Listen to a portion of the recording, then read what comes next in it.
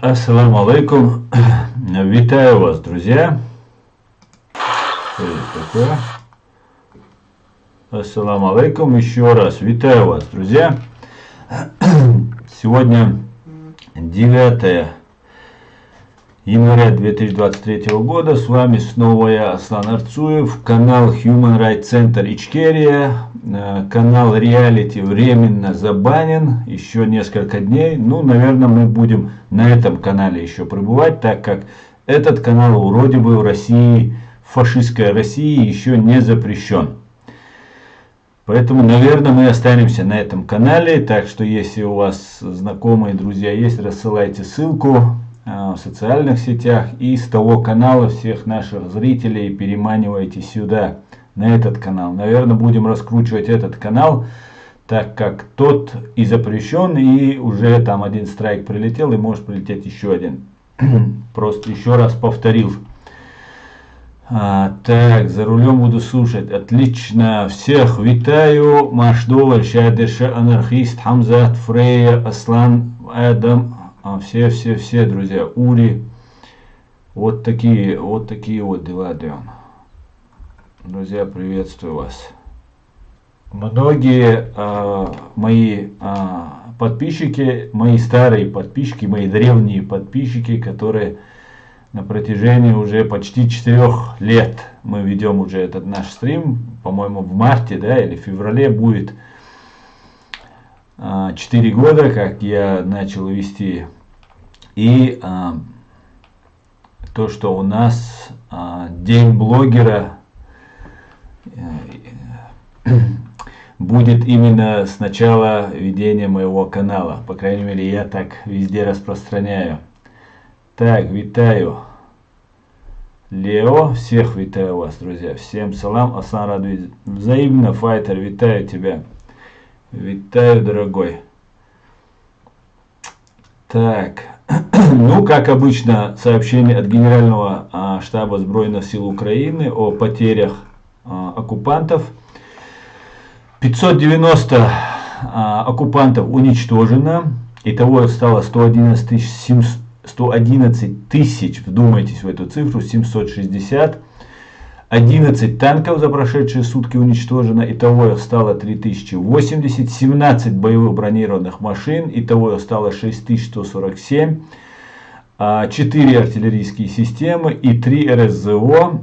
Итого, соответственно, 2069 и 434. Так, вертолетов сбито 3, 0 самолетов сбито, к сожалению. БПЛА 7 штук сбито, итого их стало, ну, про самолеты вернемся, 285 самолетов и 275 вертолетов. 3 за прошедшие сутки вертолетов сбито. 7 БПЛА оперативно-тактического уровня, итого 1856. Крылатых ракет 723, 0 за сутки. Кораблей 16, 0 за сутки. Автомобильной техники цистерн 8 штук уничтожено, 8 единиц и 4809 их итого. И 183 специальной техники. 0 за прошедшие сутки. Вот как-то так. Так, Лео, я так понимаю, ты просишь, чтобы я тебя включил в совместный стрим? Или нет? Просто у меня появляется, что пригласите на совместную и так далее. Я пока не буду тебя приглашать, но могу чуть попозже, если ты хочешь пообщаться, могу чуть попозже тебя пригласить. Так, друзья. Давайте вернемся к нашим комментариям. Мой никнейм был знание Машу. Биг Боб. Понял. Аллаху Акбар, Аслан, это хорошие новости, слава Украине. Я смотрел сегодня интервью одного украинца. Так вот, он говорит, ну что у него уже крыша едет от того, это воин был, который рассказывал от того, как они под Солидаром или под Бахмутом, как они косят оккупантов, которые на них идут, просто, говорит, он говорит, я, говорит, аналитического склада ума человек, но я не приложу, никак не могу объяснить, не приложу ума, говорит, как можно в таком количестве, вот так, просто так люди погибают. Просто мы их косим, говорит, они идут. Просто невероятно, что происходит. Ну, только так русские воюют. Они могут вот так сводить людей с ума, заваливая трупами. Ну, рабы. Вот тот, кто идет, рабы. Тот, кто их посылает, это бессовестные, безнравственные твари. А вот тот, кто идет, он просто раб. Я другого объяснения не вижу. За что? За что вот так просто так погибать? За что? За то, чтобы Путин стал великим. И не заметьте, это не на территории России эта война идет. Она идет абсолютно на чужой земле, которая 30 лет, 25 лет ими же признавалась таковой, чужой то есть. И теперь они погибают, просто им объяснили, сказали, что вот если бы мы не напали первые, они напали бы на нас. Просто невероятно, и у меня в голове не укладывается. Ну что ж поделаешь. Единственная проблема, которая с этим связана, Питер Вольф, алейкум ассалам, всех вновь вошедших я приветствую, друзья. Меня волнует мобилизация в Чеченской Республике во время аннексированной русскими фашистами Чеченской Республики.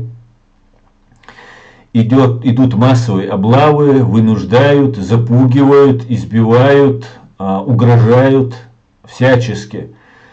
Забирают, мобилизуют людей. И вот это самая большая проблема на сегодняшний день.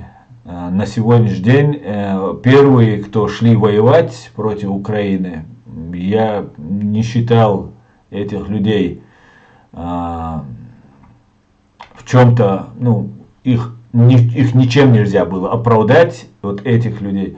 Но сегодня, которых мобилизуют, фактически расстреливают, мы знаем, точно уже знаем об одном убитом, который отказался ехать воевать в Украину.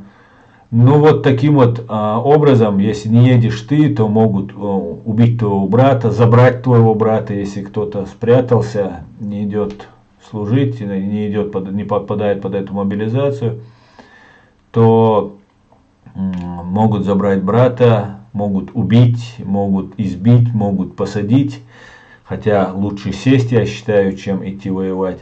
И вот это большая проблема теперь. Получается теперь и с той, и с этой стороны наши. До сих пор украинцы, я их всегда называл нашими, потому что я их считаю своими, я считаю, что они делают наше общее дело. А теперь людей, которых насильно забирают, тоже получается наши. И все это фашистская Россия. На издыхании подыхающая, гнилая, вонючая фашистская Россия вытворяет вот такое с нашим народом.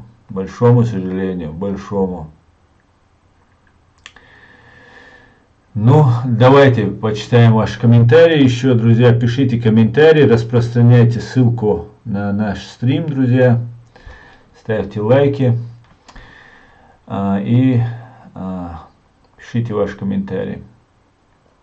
На балансе зарплат у Кадырока армия в 50 тысяч. И в его интересах мобилизация с максимальным сохранением своей армии, потому что финансирование Москвой зависит от количества отправленных бойцов. О, анархист, я не знаю, что он с этими деньгами собирается делать. Ну куда ему уже сколько? Дело, я думаю, здесь не в деньгах. Дело в том, что от него требуют, ты должен выставить столько-то чеченцев, вот он их выставляет. Дело в этом, большому сожалению. Просите зрителей поделиться трансляцией, пригласить друзей. Ну, прошу зрителей поделиться трансляцией.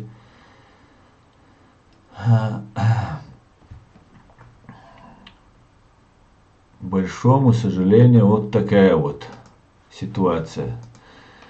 И это нам рассказывали, что мы хотим избежать войны, мы хотим избежать кровопролития, убийств. В итоге мы, получается, готовили нас, наших молодых людей, готовили для того, чтобы умирать за Путина с Патрушевым. Будь они прокляты навеки вечные. Так, еще одна хорошая новость. В Барнауле горит склад недалеко от здания террористической банды ФСБ Барнаула.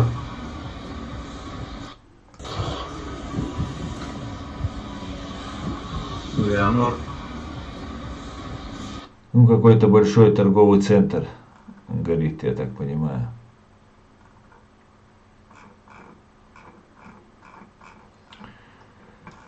Так, террорист Патрушев, смотрите, что сказал. Патрушев, террорист, обвинил Америку в нападении России на Украину. Задумайтесь просто. Террорист, который взрывал своих собственных граждан в 1999 году, и до, и после, ну, самый известный факт, когда взрывы домов в Буйнакске, в Москве и Волгодонске, когда погибло 307 россиянцев, и террористы Патрушева были задержаны при закладке взрывчатки в очередном доме в Рязани. И террорист Патрушев сказал, что это были учения, там был сахар, никакой взрывчатки не было и так далее. Вот этот террорист заявляет, что Америка виновна в нападении России на Украину. Вы просто можете в этом просто задуматься. Значит, они собирались, там Путин записывал обращение, денацификация, демилитаризация. И это все было связано, оказывается, с тем, что это американцы, значит, подбили. Чтобы вот эти террористы, которые уже одной ногой в могиле, старые козлы, они, получается,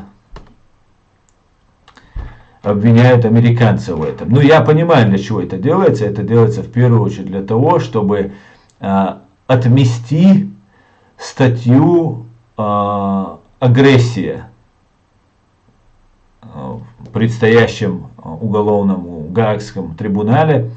Это делается для этого, что они сыграли на опережение, потому что Америка на них нападала, и тут они вынуждены были напасть. Короче говоря, что говорит террорист Патрушев? Вторжение России в Украину 24 февраля и последующую войну, которая идет на протяжении 11 месяцев, затеяли в Вашингтоне, заявил секретарь Совбеза Николай Патрушев. По его словам, Запад в угоду своим амбициям практически уничтожает украинский народ, заставляя активное поколение гибнуть на поле боя и доводя остальное население до нищеты. Патрушев призвал граждан Украины понять, что их руками Запад воюет против России. Вот вам здравствуйте. Значит, на территории Украины находятся их войска, значит, они уничтожают гражданскую инфраструктуру, уничтожают там ТЭЦы, электростанции, просто людям создают дискомфорт. И это называется, что это делается, что руками Запада воюет против России. Так получается. Невероятно просто. Это их лицемерие, их ложь, она просто не имеет никаких границ. И самое главное, русских это устраивает. Это просто весело, да. Так, друзья, пишите ваши комментарии, ставьте лайки.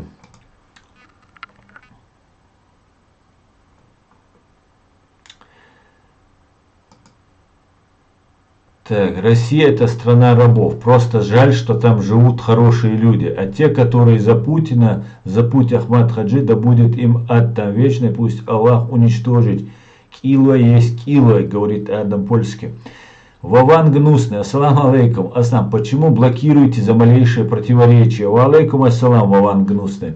Нет, почему же? Ни в коем случае за малейшие противоречия мы не блокируем. Почему в Дагестане встают люди, а в Чечне не встают, а в Чечне все терпят? Почему так? Потому что в Дагестане не было геноцида и не было уничтожено 30%, потому что мы чужие для этой фашистской России, а дагестанцы свои. И мы видим, что и в Дагестане они очень вяло встают. Хотя там есть перед Россией заслуженные люди, которые участники геноцида чеченского народа на протяжении последних 22 лет. И могли бы чуть поактивнее выходить. Но не выходят, к сожалению. Гибня всех видов. Если не будет денег, армия разбежится и грабить начнет уже его. Жрите друг друга. Ну и так далее, так далее. Так. Анархист, Машо, секрета, гибня. Что Бог мюжги бичеш, сдохнешь, габ Петрушка Швюгер. Так, друзья. Ну, давайте немножко мы вернемся. Аслан, дай на сегодня модерку. За каждый раз... А ты где-нибудь еще есть модератор? Секрет сервис, скажи, ты у меня только модератор или ты есть еще где-то? Есть ты там еще где-нибудь модератор? Она холдается.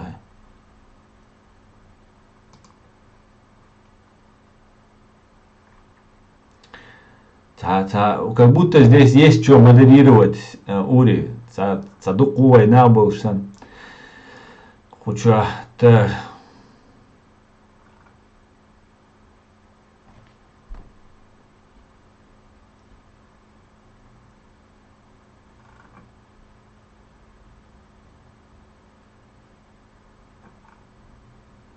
Ну, короче, оружие начало поступать в огромном количестве. Швеция начала Украине передавать оружие. Ну вот, всячески работа ведется по насыщению Украины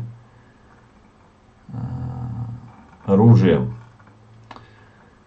И идет конкретная утилизация российской бандармии. Эту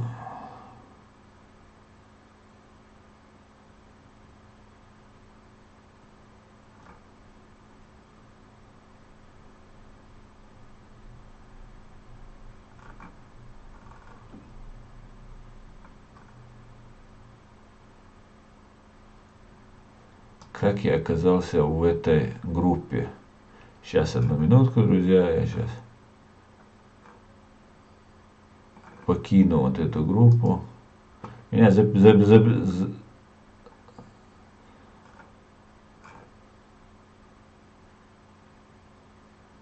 так, меня добавляют в эти группы разные. И там не разберешься, кто, чё, как. Так, Ури, ответишь мне, Мичао? Машу асандайта асандос маш. Нет, вацки. Все заметано тогда. Держи модерку, Дел. Тебе забыла бара, цапучаба. Я есть старый там на концерте ума. Так, сегодня Патрушев дал интервью, подтвердил маразм депутата-создателя НОТ. Это, оказывается, НАТО заставило орков напасть на Украину. Да-да. А когда все закончится, может быть, нам тоже предложат это же оружие, что сегодня предлагает Украину. Вернее, дает украинцам. Наверное, мы тоже узнаем или будем покупать натовское оружие. Ну, если мы войдем в НАТО, то нам предложат такое, у нас будет такое оружие. Но для этого нужно заслужить доверие.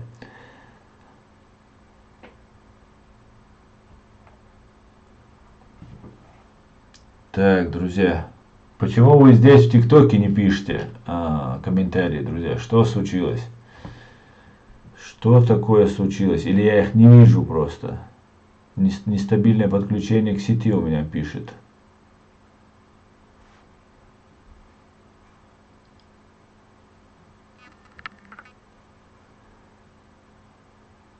Так, дай секрет свой модератор.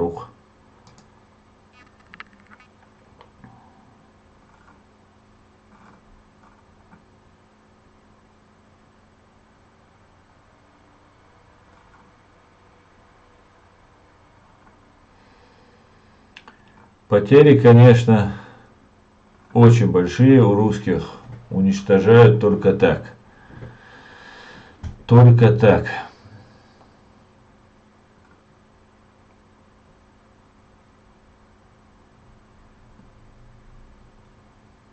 Не сдавшие экзамен по истории остаются на 37-й год. Да, ну об этом Мы их предупреждали, могу сказать, со всей ответственностью, я точно предупреждал, что 1937 год будет, отмена моратория на смертную казнь будет, что будут массовые репрессии. Об этом я уже год-два твержу.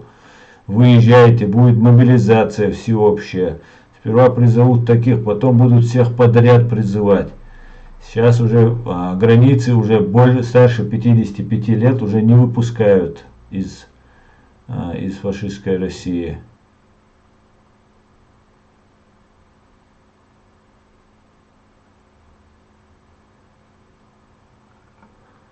Как-то так.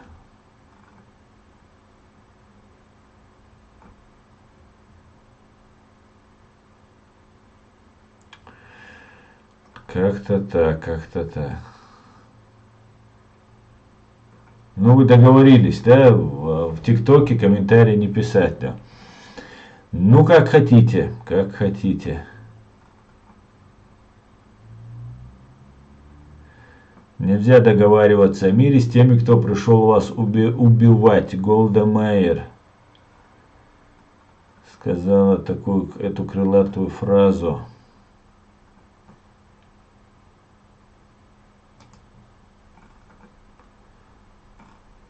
Так.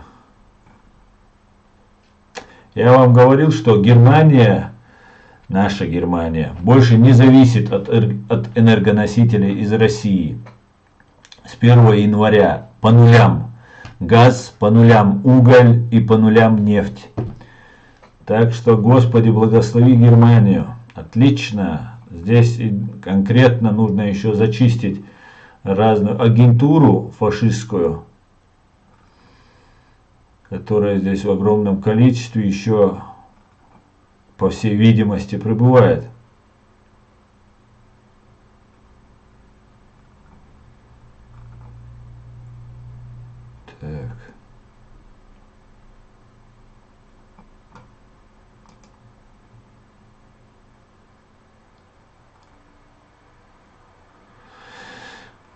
Так.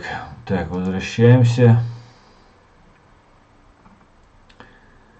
Массально Баркал. Секрет.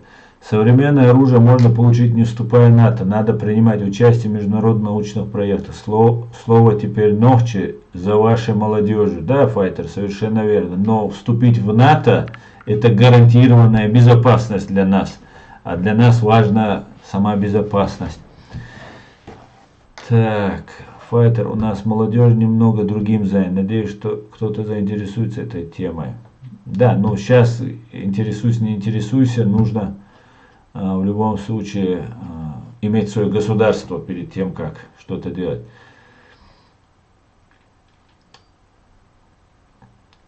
В Чечне тоже будет гражданская потасовка, и все гладко у нас тоже будет. Да, мула, не будет никакой потасовки, все будет отлично у нас. Да, мула.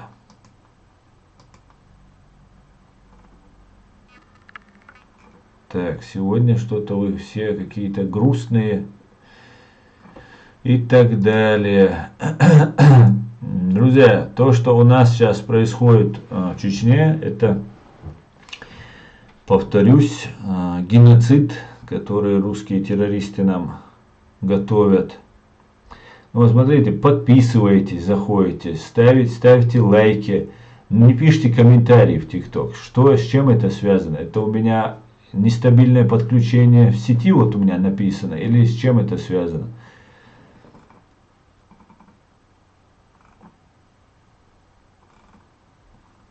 Я к вам, тиктоковцы, обращаюсь.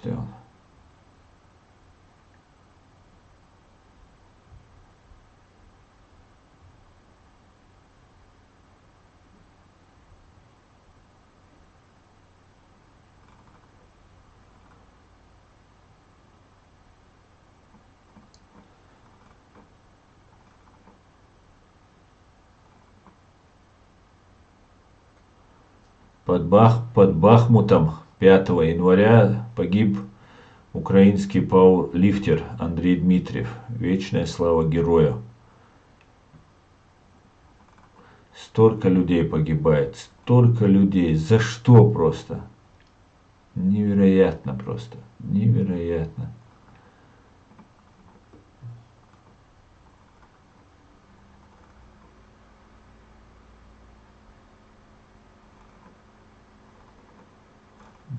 Да.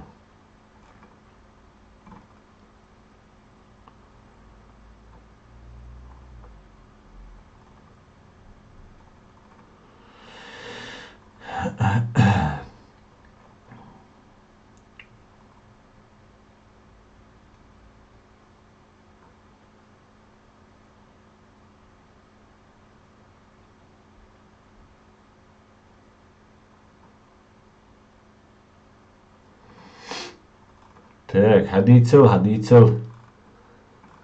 Друзья, рассказывайте. Даже этих нет. Где эти наши, каких тролли? Мечдаланшу, Адюль, Мечадушу. Где тролли?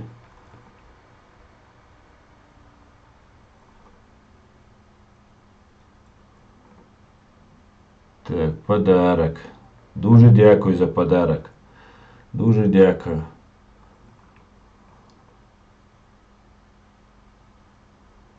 Лесное кладбище. Да, очень много погибших. Я просто, пока вы пишете комментарии, смотрю и Facebook.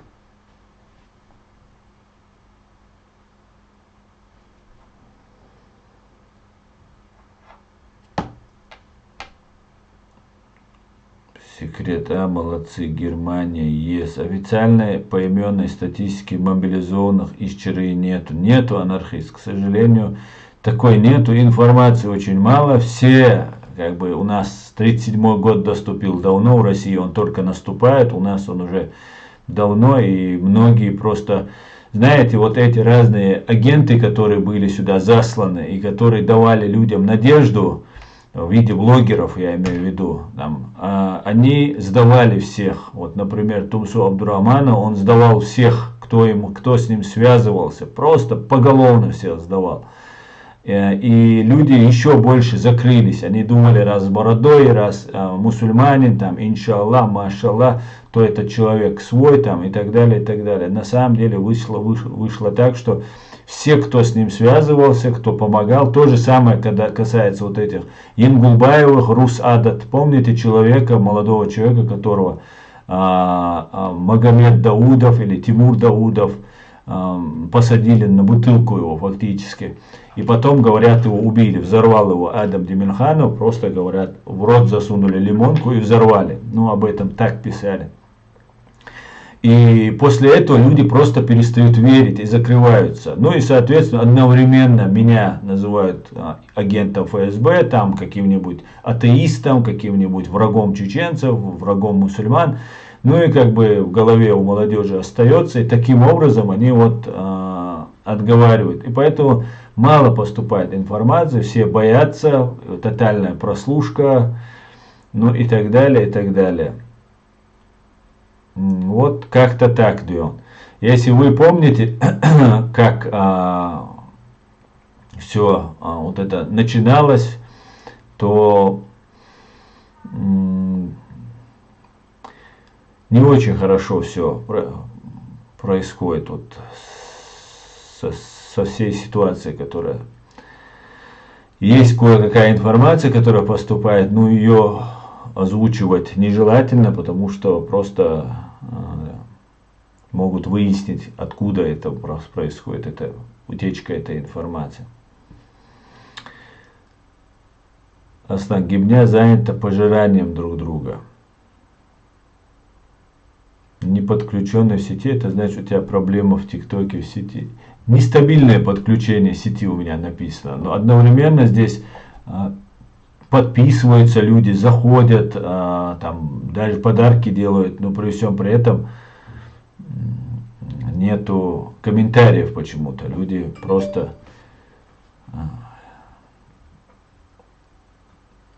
анонимно сидят. Ну пусть сидят. Так, да, точно, там ад, наверное, настоящий.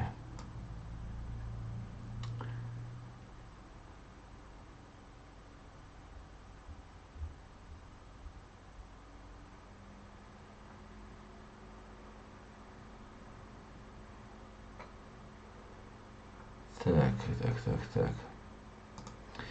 Возвращаемся.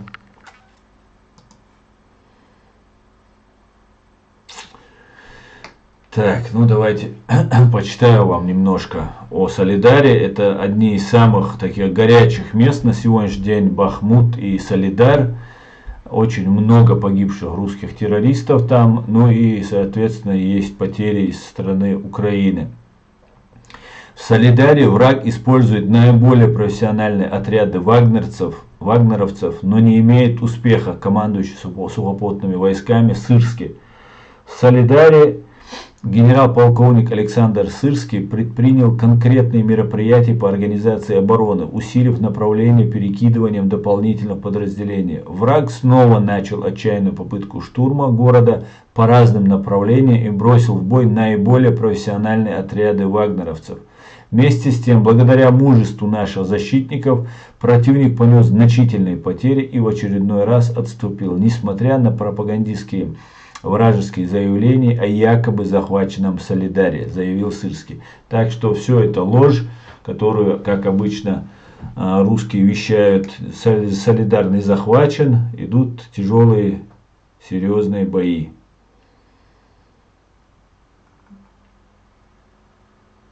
Патрушев заявил, что Россия не воюет с Украиной. Да, интересно, а кто воюет? Чечены и буряты. Вот оно кто воюет, понятно. И вагнеровцы воюют. А Россия не, вы что, Россия не воюет.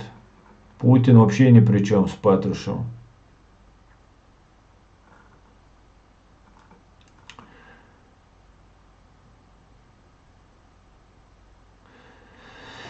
Так, ну давайте немножко информацию от русских террористов. Позвонил дружбан по ПТУ, сейчас служит под Артемовском, то есть под Бахмутом. Говорит, им выдали ватники осенние, пошел дождь, их погнали на штурм и ударили холода. Ватники замерзли и сковали движение, выскочили украинцы и всех перестреляли. А он обмочился и разморозился и убежал. Ну повезло парню. Друг один спасся, остальные все погибли. Мелочь, но приятно, да.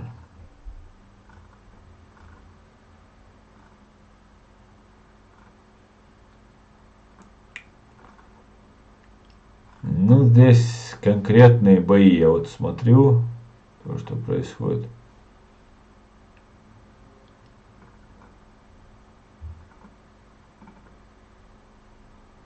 Может, вы мне не можете писать комментарии? Я не могу понять. Почему нет комментариев? Кто-нибудь может мне написать хоть один комментарий? Можете мне написать в ТикТок? Хоть точку просто поставить? Вот Мустан пришел. Мустан, можешь написать комментарий?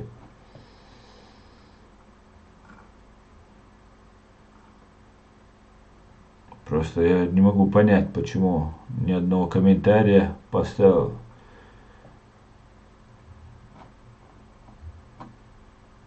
Да, что-то случилось у нас здесь в ТикТоком, и раз и Мустан мне не пишет комментарий. Мустан, если ты можешь написать комментарий, напиши комментарий. С чем это связано? Не пишет Мустан.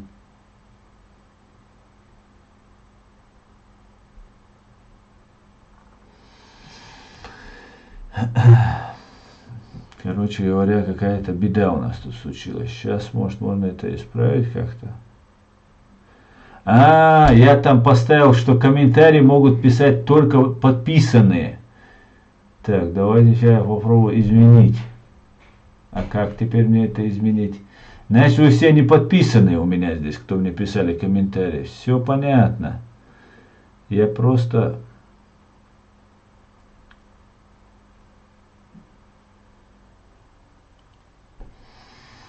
Вот вы не подписаны, поэтому мне не можете написать комментарий. Сейчас я, может, смогу что-то сделать.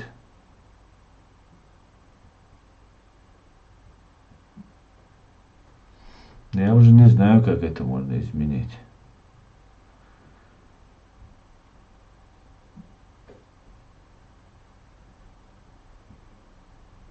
Вам нужно подписаться, чтобы вы могли...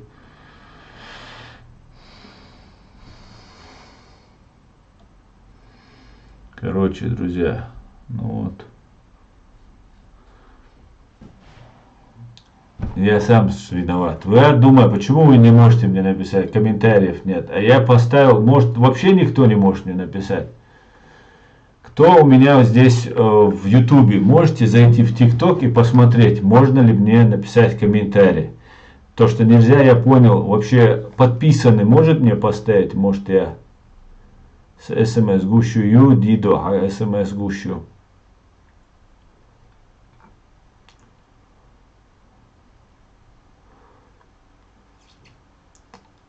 Очень много русских и нерусских с украинскими документами едут в Европу беженцами через Украину. Неужели украинцы настолько глупы даже после того, что с ними сделали?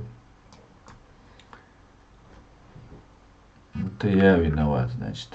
Намутил здесь. Так, кто может зайти в мой ТикТок и написать мне какой-нибудь там комментарий? Просто точку поставить, там, не знаю, смайлик прислать.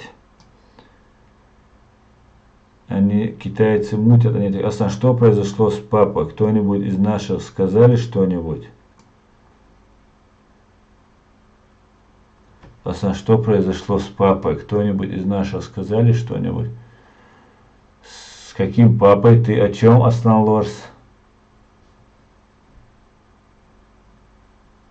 Я вообще бы ушел из ТикТока. Так, а русским не выиграть эту войну. Да, Алмула, да, Алмула. Лорс, это бывший папа Франциск, умер, не нынешний. Понятно. Салам всем свободным людям. Салам, Асан. Салам, Эд, витаю тебя. Витаю, если ты о нем. Так. ТикТок, что платно вот на. Извиняюсь, я просто там все подряд нажимал сейчас и сделал. Давайте я сейчас выйду и новый стрим сейчас запущу. Хорошо, друзья? Надо это все исправить. Вы и ютубовцы, извините, Леон, надо исправить. Я тут что-то платное поставил, что-то сделал. Так, все, выхожу отсюда. Через буквально минуту я вернусь, Леон.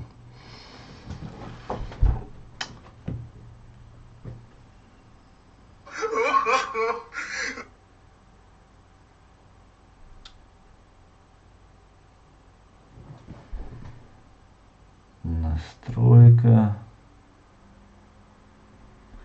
подписка, замерки, цель. Вот. Трансляция только для подписчиков, чаты для подписчиков.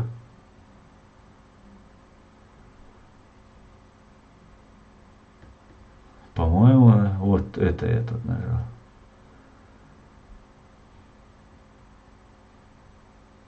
Ну, давайте еще раз попробуем.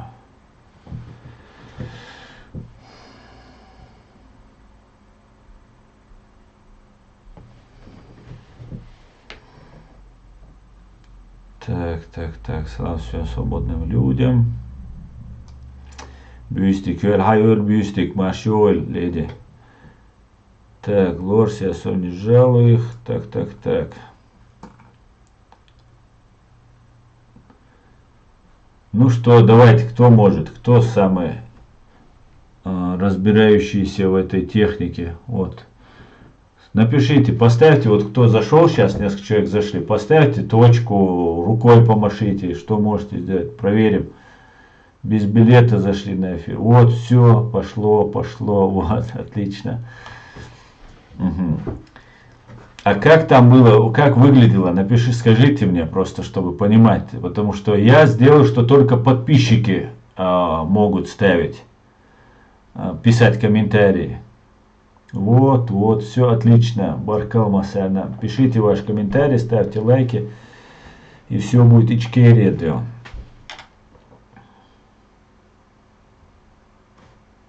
Так, Эд, витаю, дорогой, витаю. Лорс, да, политикам нужно лавировать и быть дипломатичнее, да? Да. Чем больше лайк, тем больше зрителей. Ассаламу алейкум. Вот, Мустафа, алейкум ассалам. Амиру алейкум салам, шавик машур. Аслан сову ури. Понял, ури. Мегарду, Машуэль. Инс нормально, отлично, да. Отлично. Я, как обычно, создаю проблемы, чтобы потом их решать, да. Что думаете про Муцураева? Я не знаю, что вы имеете в виду, что о нем думаю. И давно его не слышно, да.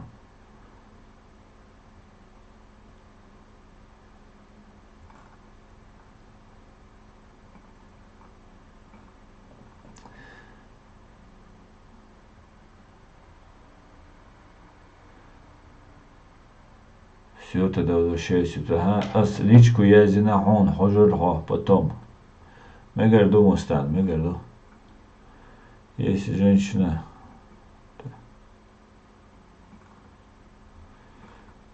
Так.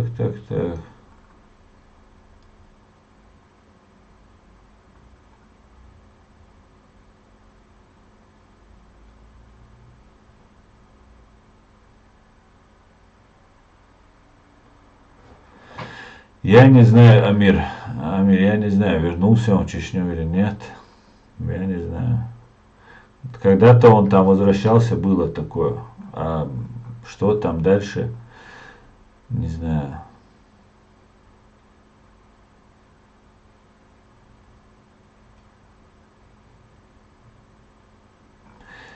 Знаете, есть такой эффект Даннинга-Крюгера. Звучит так. Люди, имеющие низкий уровень квалификации, делают ошибочные выводы и принимают неудачные решения, но не способны осознавать свою ошибку в силу своего низкого уровня квалификации. Расшифруем. Непонимание совершенных ошибок приводит к убежденности в собственной правоте, а следовательно повышению уверенности в своих решениях и в себе, а также осознанию своего превосходства. Таким образом, эффект Даннинга-Крюгера является психологическим парадоксом, с которым все мы часто сталкиваемся в жизни. Менее компетентные люди считают себя профессионалами, а более компетентные склонны сомневаться в себе и в своих способностях. Чем ниже уровень компетенции, тем выше уверенность в себе. Отправной точкой своих исследований Даннинг и Крюгер назвали знаменитые высказывания Чарльза Дарвина. Невежество чаще рождает уверенность, нежели знание. И Бертрана Рассела. Одно из неприятных свойств нашего времени состоит в том, что те, кто испытывает уверенность, глупы, а те, кто обладает хоть каким-то воображением и пониманием, исполнены сомнений и нерешительности. Очень верно подмечено, да. Очень верно и ко времени, я бы даже сказал. Ко времени, да.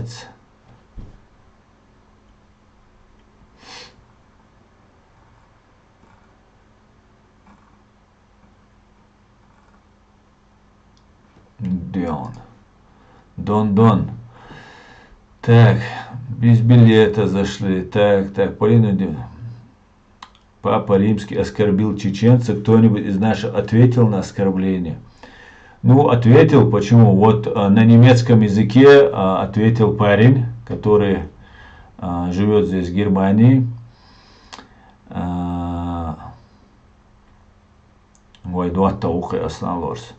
Он ответил, я немножко там ответил, ну и все. А так многие писали, что-то там было, я помню. Темиша говорит, что так, Темиша, Уитервой Волч. И меня все видно в жизни секрет, я еще перца добавил бы им, да.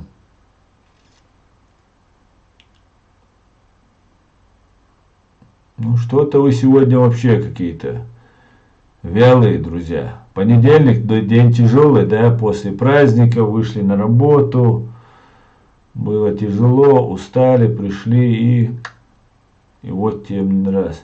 Я много писал на площадке. А как ты думаешь, Ичкерия после войны надо развиваться как Япония после Второй мировой? Это совершенно верно, конечно, совершенно верно. нам нужно...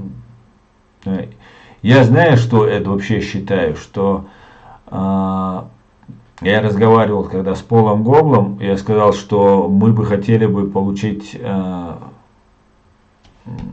вузах, получать образование для нашей молодежи, привлекать ее к обучению. И он сказал, что у американцев, в Америке есть такой опыт, что они так многим оказывали помощь. И было бы очень круто, если бы нашу молодежь, вузы выделяли бы, например, вузы Германии, Англии, Америки, Франции, выделяли бы нам места. И после университета мы всех наших молодых ребят, девчонок отправляли бы учиться в разные вузы. И это была бы для нас колоссальная поддержка, большая помощь для нас, чтобы мы могли вот таким образом вот, развивать свою молодежь, своих людей. Было бы очень круто. И я вообще не против был бы сделать силиконовую долину где-нибудь в горах, на горе Нашха, например, понастроить какие-нибудь крутые места для обучения, для работы, куда мы приглашали бы программистов, разных компьютерщиков. И это за этим будущее, было бы очень круто так сделать. Но это много что можно реализовывать. Вообще чеченцы очень способны народ, и было бы очень круто. Ну, для этого нужно нам свободное общество. Пока мы находимся под оккупацией фашистской России, конечно же, это невозможно. Поэтому, да, нужно развиваться и всячески, да, сурхо, цеихтелирсом бехмобиль, уизян канто амел, да, сурхо, молодец.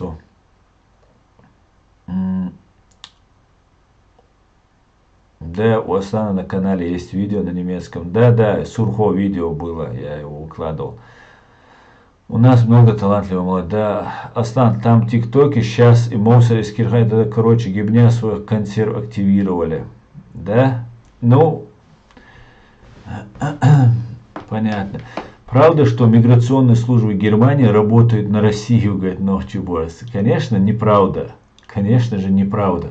Наоборот, сейчас Германия очень активно выявляет всех, кто работает на фашистскую Россию, и их депортирует, изолирует, и всячески как-то борется с ними.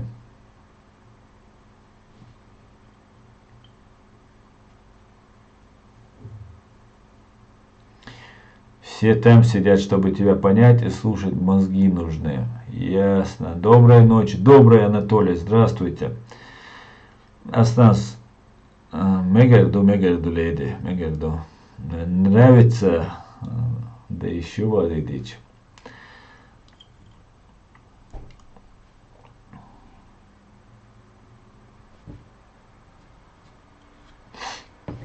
Так, друзья, ну пишите комментарии, ставьте лайки.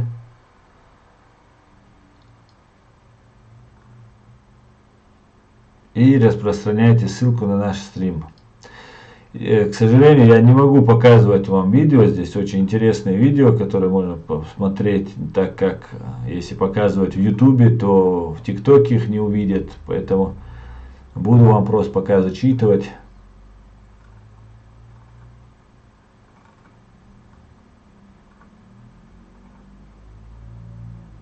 Они выдают врагов Кадырова на пытки. Но, Чеборс, у Кадырова нет врагов, понимаешь? Кадыров это Россия, Россия это Кадыров. Поэтому врагов не Кадырова, а врагов России выдают, понимаешь? Ну, есть у Кадырова враги. Это внутри их этой системы есть, например, имадаевцы, помнишь, были враги? Например, вот такие люди. Вот с ними у него, да, проблемы есть. Остальные же нету такого понимания, как враги Кадырова. Кадыров это российский чиновник. И нам пытаются навязать, что Кадыров является какой-то самостоятельной фигурой, и что у него есть враги, он может убивать за границей там людей, своих врагов и так далее. Это не так. без разрешения России он ничего не имеет права делать, понимаете? Поэтому это все делает ФСБ, все это делает Россия.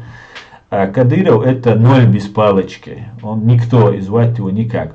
Выдают врагов России, да, выдают. Знаешь, почему выдают? Во-первых, выдают, потому что не умеют себя вести некоторые.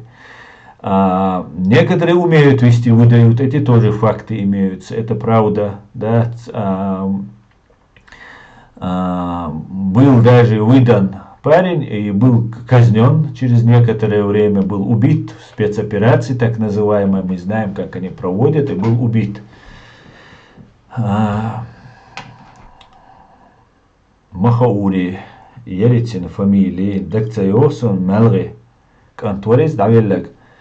Поэтому, да, такие вещи случаются у нас, но знаешь, есть еще люди, которые, например, это для молодежи, я бы хотел бы объяснить эту ситуацию. Вот есть разные там проповедники, да, исламского толка, которые прикидываются там большими мусульманами там, и так далее, и так далее. И они дурят молодежь. Они чаще всего работают на русские спецслужбы. И молодежь, они нашу окучивают на этих религиозных, на религиозной теме, подтягивают их и вынуждают их некоторые вещи говорить. По своей глупости, по пропаганде, некоторые могут там говорить там вещи, которые, ну, не может нормальный человек говорить, да, и в итоге его подставляют, и все, и он, а есть такое понятие, как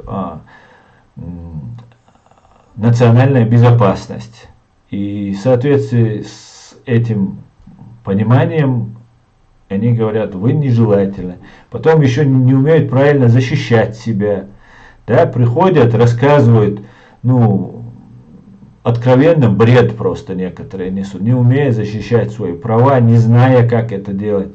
И вот таким образом попадаются. Вот почему нам вредны вот эти пропагандисты. Они наносят конкретный вред, реально ощутимый вред они наносят. И мы должны заниматься этим вопросом, вместо того, чтобы поддерживать тех, кто там отрезает голову, например, французскому учителю. И кадыровцы по заданию ФСБ призывают нас совершить какой-нибудь такой акт терроризма. Потом совершает кто-то, оболваненный этой пропагандой, молодой человек, как этот Абдаллак, убивает этого учителя, погибает сам. В честь него называют там улицу, забрасывается информация, что вот в честь него там улица названа, там и так далее, и так далее. Теперь его отец, который, я не знаю, по-моему, сейчас в Турции живет. Вот его отец, для него собирают деньги, обратите внимание, для него собираются деньги, там ему нужны сейчас какие-то финансы, на том же ресурсе, который рекламирует Кадырова. Мы все, то есть некоторые бараны просто, самые настоящие, фашисты самые настоящие, начинают говорить, что убил человек, террорист фактически, убил вот этого безоружного учителя ни за что просто без объяснения причин. Убивает этого человека, погибает сам, я его тоже считаю жертвой. А остальные бараны сидят и говорят, молодец, там за пророка отомстил. Никто ничего не знает, за что убил этого учителя. Этот учитель показывал, сам он ничего не рисовал, он показывал, даже если он сам рисовал, его за это убивать нельзя. Ни по одной религии, ни по одному закону. Тем более по закону в стране, которая его приютила и вырастила. Вот таким образом нас обманывают. Мы состоим в разных группах, потом мы состоим в группах разных, а эти люди, которые состоят с нами в этих группах, связаны с русскими, с Кадыровым, там, с Мудыровым, а Кадыров это русские, другого там варианта нет. Кадыров это чисто россиянин. И разводят по понятиям с религиозным направлением. Да, Анатолий, совершенно верно. И потом у нас возникают такие проблемы. И мы начинаем жаловаться, что Германия сотрудничает с Россией. Да, они сотрудничают, но, как ты пишешь, работает на Россию. На Россию она не работает. Но они, да, сотрудничают. А почему нет? это независимые государства, которые занимаются обменом информацией, обменом там разными другими вещами, которые нужны Германии. А русские нас представляют. У меня целый список был, вот там на нескольких А4 листах был список, который русские представляют немецким судам. Мы все это поддерживаем, мы против этого не выступаем. И в итоге, получается, мы приходим на суд, а нам говорят: ребят, у вас все отлично в Чечне. Мы говорим, у нас нет медицины, у нас там нет свобод, нет прав. Как это нет? Все отлично, ребят, давайте едьте. Смотрите, у нас есть документы, показывает, на суде прямо показывает документ. Закуплено оборудование на несколько миллионов евро. Здесь у нас в Европе закуплено. Как у вас нет лечения? Ну вот это как пример я говорю. И вот эти вещи происходят вот такими вот, видишь, Игорь Лучик пишет, Слава Тумсо Абдурахманову пишет, видите? Этот Игорь Лучик, он, ну, видимо, Игорь у него по-украински написано, но вот получается, этот человек не понимает, что он несет. Он своего врага, украинского врага, вообще под российского агента российских спецслужб, восхваляет здесь. Он хочет меня таким образом задеть. Мне плевать глубоко, Игорь, и на него, и на тебя. Ты меня этим не задеваешь. И моим врагом он не является. Понимаешь? Мне нужно, чтобы мою молодежь чеченскую не дурили, не обманывали. Вот что мне важно. Сейчас этот человек пропал из радаров. Видимо, или его отозвали назад, или еще что-то там, его посадили, может быть, наконец-то поняли, кто он или что он. Но сам факт остается фактом. Вот такой пропагандой, и не только он один. Все, кто с этим тузиком дружил, общался, это одного поля ягоды все. Понимаете? И очень подозрительно пропал вот этот блогер, который они тут рассказывают. Когда, помните, украинцам рассылались посылки. Помните, с отрезанными языком, глазами от животных. Начали рассылать в Испанию, отправили еще посылки украинским дипломатам, послам отправлялись. И в это время сразу же пропал и Тузик, и его брат. Подозрительно, да, совпадение такое. Вот как-то так, Дэйм, как-то так. Поэтому люди просто бараны. Вот Игорек зашел, тоже баран самый настоящий.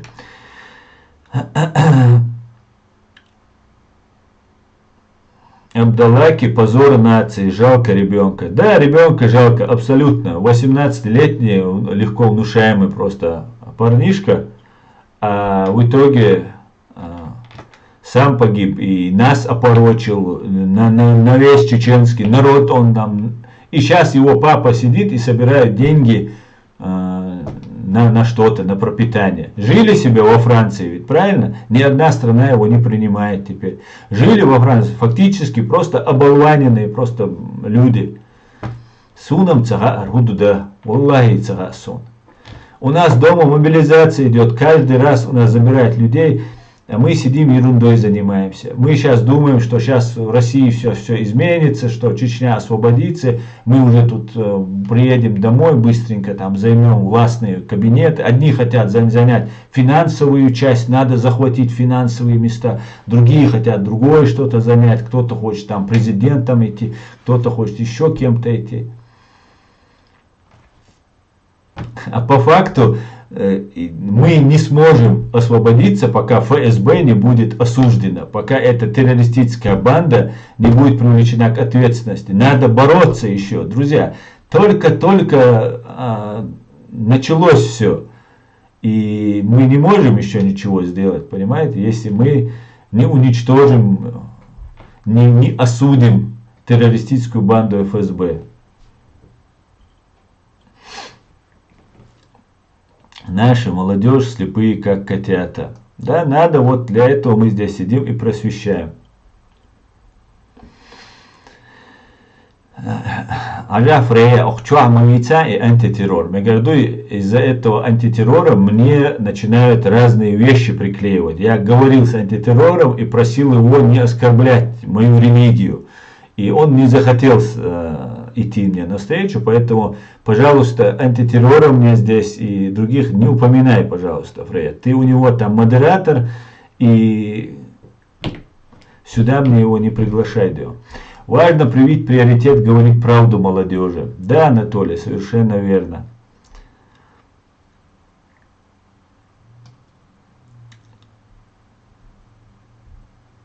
Каждый день есть эфир. Да, ben geldi Adam. Ben geldi. Kısa ol kadar dahşa. Так.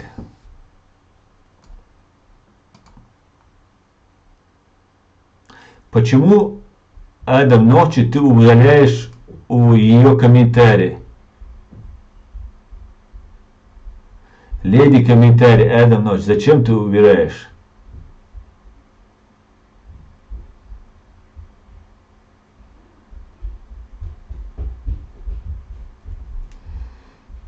Так, Адам, ночью что?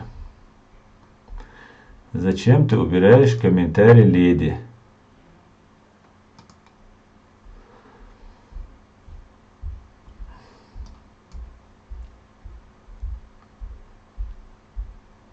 Так, что-то у нас сегодня очень грустный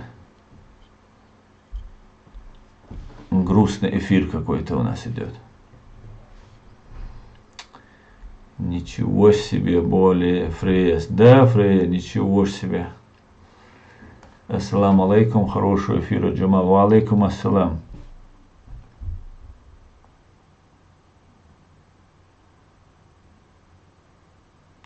Да. Ну почему? Нет, не на месте.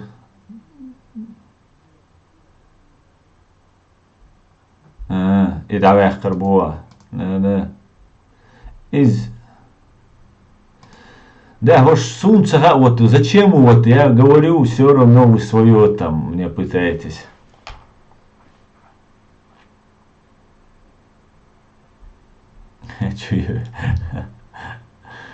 Так, ассаламу алейкум, ва алейкум ассалам, Женевский босс. Ва алейкум салам.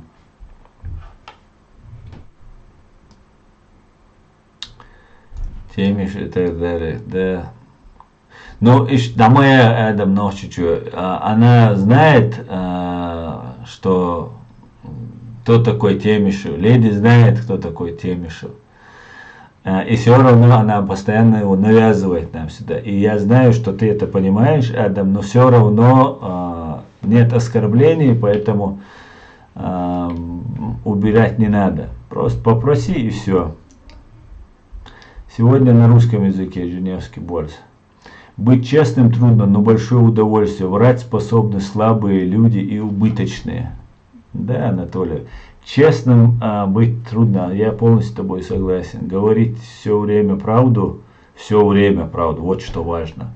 Говорить правду, а потом лгать иногда, это значит уже не быть честным. Все время говорить правду, это, я тебе скажу, большое испытание. Большущее испытание. Так. Ну, поехали дальше, друзья. Да.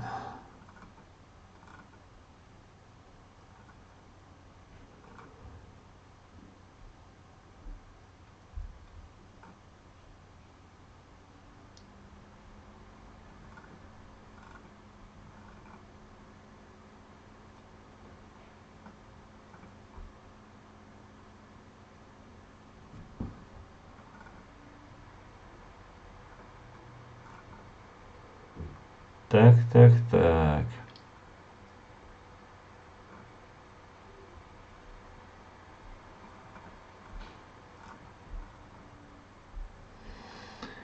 А можно стримы чуть раньше начинать, так как есть те, кто идут на работу и хочется выспаться? Ну, у меня просто уже по привычке, ну, как бы уже так заведено в 9, поэтому провожу в 9. Можно завтра посмотреть наши эфиры, например, на моем YouTube канале. На этот раз Human Rights Center Ичкерия канал. На нем этот же сегодняшний стрим вы можете потом посмотреть. Тузики аляцкий ума, кежи хумадуй, он как-то резко пропал из вида.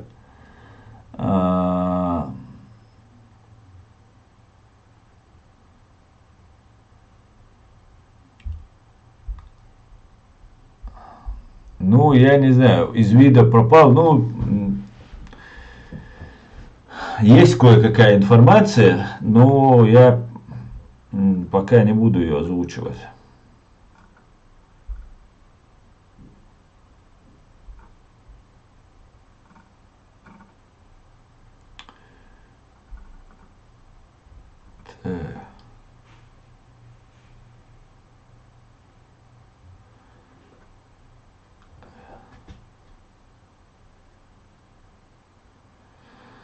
Asa 60 minut programču aptielaudina Ладваря отцу Третьей мировой бумабо он хуальхид. Но я бы не назвал Третья мировая война. Третья мировая была бы она, если бы на стороне России были бы еще другие государства, которые принимали участие в войне. Беларусь, даже если примет участие, она фактически принимает участие, ее тоже нельзя рассматривать как страну какую-то, потому что она, ну, КГБшная страна, что Россия, что Беларусь. Поэтому я не считаю, что это Третья мировая война. Она, конечно, может разрастись на Третью мировую войну, но русским выгоднее так считать, и Аптиалаудину выгодно так считать, потому что они получают таких пашей, что ну, надо как-то оправдываться и говорить. Ну, то, что помогает Украине, да, весь цивилизованный мир стоит сейчас за Украиной, 50 государств активно помогают, и я полагаю, что не только эти 50 стран помогают Украине. Поэтому нет, конечно, я не думаю, что она как таковая Третья мировая война. Но я слушал то, что ты говоришь, сегодня Аптиалаудинова то послушал, и он говорит, все отлично у нас, просто все великолепно, справляемся, там бьем там украинцев там, и так далее, и так далее. Потом в итоге под конец он говорит, нужна мобилизация, не просто мобилизация набирать людей, типа вся страна должна встать на военные рельсы, мы отдельно не справимся. И потом только что говорил, все отлично там. Он еще таким спокойным голосом пытается говорить, это так успокаивающе, пропагандистские трюки свои использует. И в итоге, ну они к этому и придут, конечно, другого выбора у них нет, они будут мобилизовать всю страну. Но даже если они мобилизуют всю страну, они не победят. Потому что мир, вот этот цивилизованный мир из 50 стран, он воюет с ним двумя пальчиками. Это... И даже оружие, как вы видите, в Украине, ну, она получает, конечно, все необходимое, но недостаточно, чтобы вот дальше идти, так резко не заваливает. Хотя, ну, мы не знаем, что там реально есть. Может быть, у Украины есть уже ядерное оружие, может, есть водородные бомбы. Не знаю, что есть у Украины, но пока Украина, как бы, ну, дозированно получает помощь, ну, то, что мы видим. Поэтому... Я думаю, что если мир будет воевать, НАТО будет воевать, то этот вопрос с Россией, с фашистской Россией будет решен в течение, вот они за 3 дня Киев хотели взять, вот в течение этих 3 дней от фашистской России останутся рожки до ножки. Просто западные страны, Америка, Англия в первую очередь, они просто побаиваются вот эскалации, они не хотят, чтобы эта война коснулась их граждан. Вот они пытаются аккуратно это делать, потому что они, ну, они обязаны помочь, как бы, понимая, что после Украины будут они, на Запад уже, на европейские страны будут уже Россия переть. И сейчас нужно остановить. И раз украинцы сражаются, то им нужно всячески помогать. Поэтому, ну, шансов у них нет никаких, я вот что могу сказать. И вот я смотрю, общаюсь там с украинцами, смотрю, что делается. Тяжело, бесспорно, очень тяжело.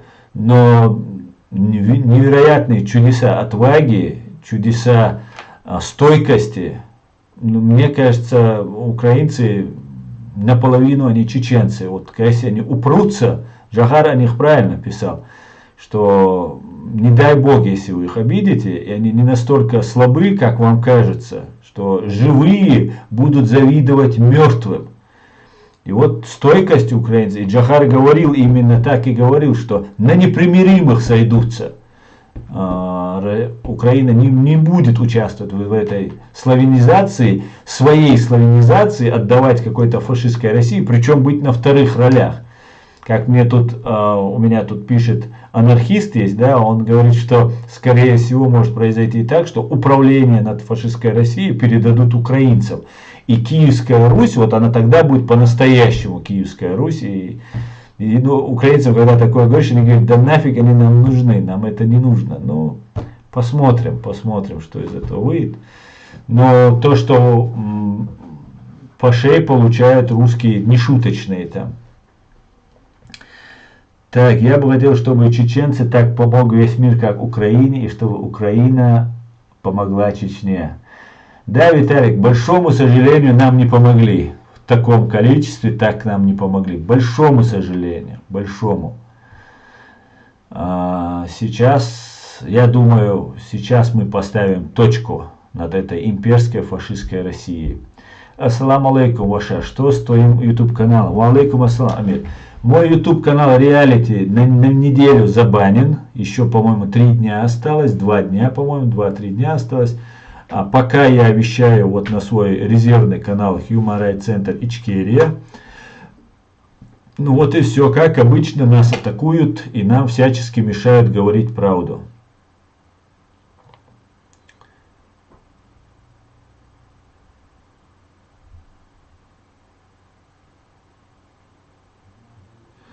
Ну, леди, мы же несколько раз обсуждали, например, Темишев, человек, который, ну,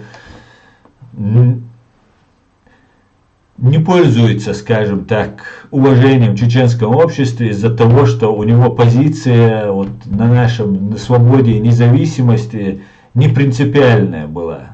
Вот, как если сказать, аккуратно, если не назвать его перебежчиком, там, 3-м, 10-м и так далее. Хотя, конечно же, он стоял у истоков, там, как он говорит, ну, много кто стоял у истоков тогда, которые оказались потом не нашими. И Темишев абсолютно нагло оболгал меня, абсолютно нагло. Вот почему я не хочу о нем говорить, а ты мне опять его навязываешь. Вот, помнишь Магомеда Гадаева, которого выдали? Просто абсолютно саму Эльдари, чтобы не оскорбительно за то, что он взрослый, не хочу сейчас выражаться, но он сделал так, что я был виновник того, что вот его отдали, и я сказал, что он воевал, а он давал интервью в газете. И почему-то Тузик и Темишев одновременно на меня начали вот эту ложь возводить. Хотя ничего я там не сказал того, что сам Магомед Гадаев интервью Кавказ Реалии говорил. Это так, чтобы, ну это мое личное. А так Темишев не является сторонником независимости Чеченской Республики. Хотя он изображает из себя такого. И я тебе несколько раз говорю, ты мне опять его навязываешь. Он навязывает. Если я все, кто вот, сидят на заборе или прыгают в одну сторону, в другую, я не имею никаких с ним контактов, понимаешь? Вот и все. Я в Украине живу, просто Россия избавляет от деградантов. У России не будет того количества. Ну, не знаю. Сонохчи нох уваше дел алшуэло.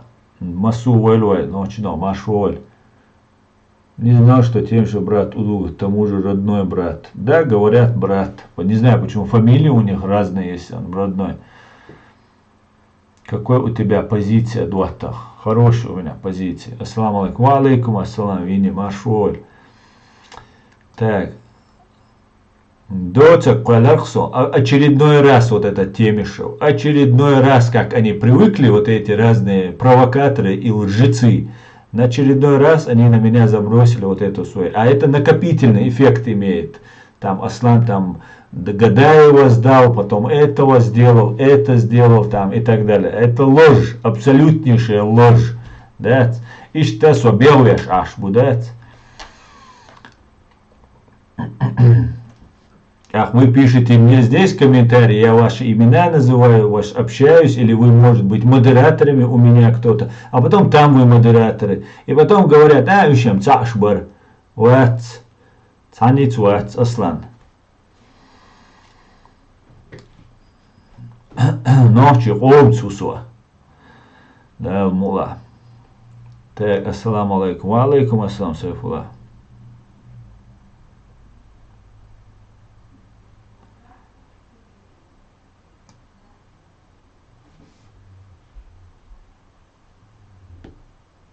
Все говоришь правильно и красиво. Народ начинает открыть глаза, и мы должны знать, кто есть кто, и кто друг, а кто брат. Да, мула, все будет, и там видно, что будет кто искренний, а кто предатель. Да.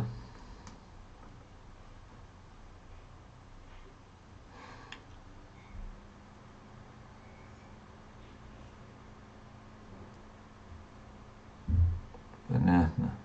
Ах, леди, царите ищала, мовите, а соня кучуа.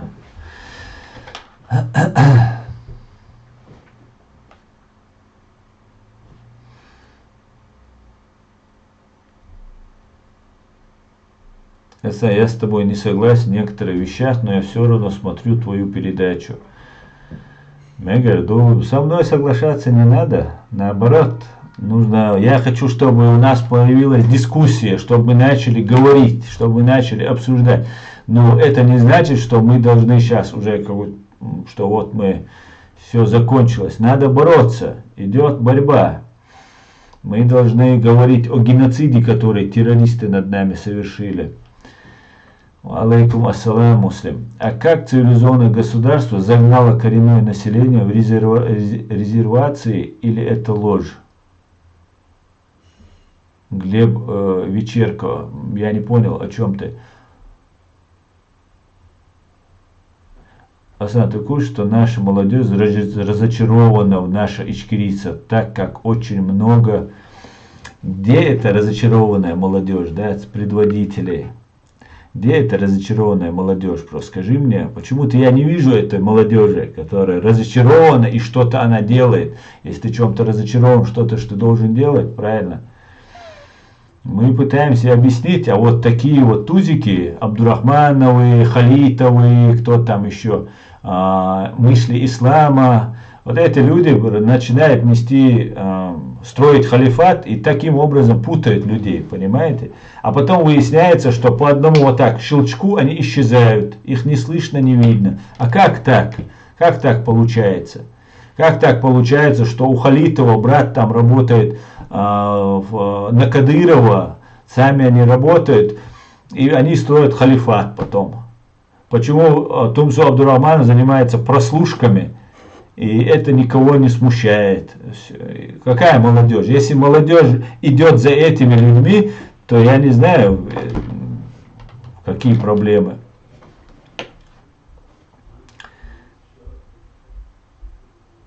Так. Уже доверие яцбош, дивись масера. Валай жамал сунам ца доверие мухали куза шевега эшбуш чу шевега курби чу шевега шиен цапает ба эрвалил шо. Мусим да са юрца юшон штис. Дятде доверие кузхилка витма цауит, это специально делается. Специально делается. Но люди не понимают, элементарно вещей не понимают. Если им что-то объясняешь, что-то говоришь, они готовы вот эффект Даннинга-Крюгера. Они в своем невежестве так упорно стоят на своем невежестве, что ты даже не знаешь, елки-палки, там он будет и шолих идхо.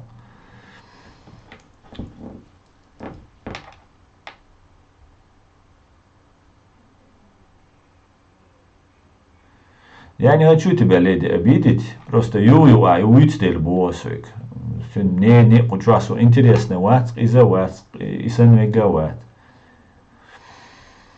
Джамал, ты почему их так называешь? Из чего нам брать пример? Расскажи. Вы же взрослые люди, расскажите нам. Что тебе рассказать? Я тебе рассказываю очевидные вещи. Я говорю, что люди, которые нам рассказывают, что мы строим шариат, что мы строим что-то как-то, это люди, которые работают против чеченского государства. Вот что я тебе объясняю. Вот и все. И это не значит, что если я так сказал, я против мусульман или я против там чеченцев. Наоборот, я хочу вам объяснить, что мир устроен по-другому. И когда я это объясняю, мне говорят, о, хабусалвац, хундинца дойз, хайаки цани, там, худинчур ох, там, третье, десятое, несут просто ересь самую настоящую. Понимаете?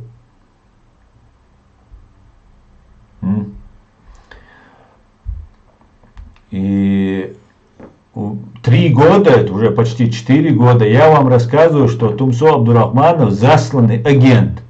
Мне же многие начинают говорить, нет, ты не понимаешь, там, он там мусульманин, там, а ты этот, а ты все. Ну вот где вот этот мусульманин сейчас? Почему он пропал? И его брат пропал с радаров. А другой мусульманин, тоже с бородкой, тоже как положено, там, Аллах Акбар, там, и положено, там, это сын судьи Ингулбаев. Понимаете? Адат там, туда-сюда. Он, этот Адат, рассказывает, что он точно знает, провели расследование, Тумсо стреляли, он там погиб, или кто-то рядом с ним погиб, там мы дальше проводим расследование. И это тоже никого не смущает. Почему вы даете себя обманывать? И если вот сейчас вас обманули, вот Халитов был, рассказывал там, и сидели люди, с ним разговаривали. Куда делся Халитов? Почему вот так неуважительно он пропадает к вам? А? Почему он не уважает вас? Если он по какой-то причине прекращает свою деятельность, он должен сказать, вот у меня такая-то причина. По состоянию здоровья или по какой-то причине я вынужден остановиться. Просто программа закончилась. Ему сказали стоп. Это говорит, что им управляли. Понимаете? То же самое вот этот Тузик, Абдурахмановы братья. Сколько лжи и пропаганды было про этого человека. Но он занимался прослушками и переводами наших партизан. Вы понимаете, сколько людей погибло из-за того, что вот этот человек работал в ГУП электросвязи и прослушивал наших партизан. Вы это понимаете? И когда, если кому-то объясняешь, я виноват получаюсь. Зачем ты это говоришь? Это он борется против Кадырова. Мне говорили, сун ал-хигумдац, что меня в чем-то обвинить. И говорили, ну хорошо, Аслан, ты тоже прав, конечно же, но пускай он мочит Кадырова, а ты мочи там русню. Ну так же не бывает, понимаете? Если ты чем-то занят, ты должен заниматься тем, что ты должен делать правильно. А если ты занимаешься наполовину, то это во вред идет. Вот в чем вся проблема. Хич, брат свой, хочешь объяснить, да, я не обладаю, может быть, какими-то там, не знаю, педагогическими знаниями. У меня, может, не хватает терпения, там, еще что-то. Может, нужно, я не подготовлен. Гайский агент, видите, гайский ФСБ агент, агента у хинц чувельно куз Германия, чаял шею и шнырь, гайский шнырь и чаял шею куз Германия. Кити шо? И за ютин вашаял чухтерду чувельно. Поэтому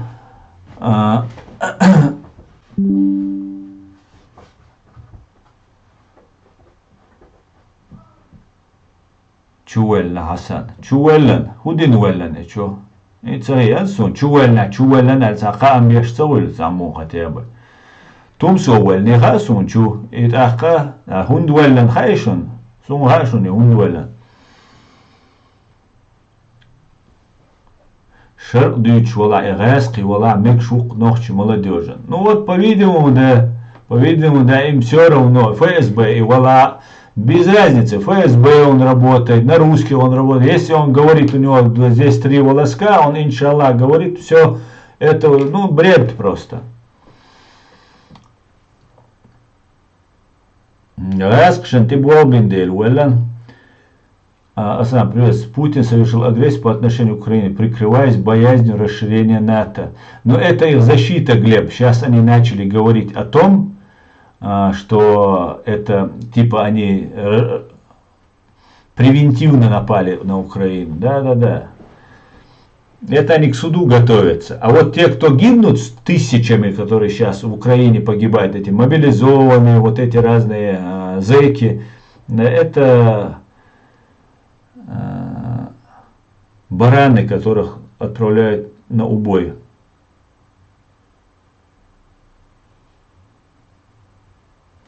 Куда спрятали? Никого не спрятали. Тумсо сидит.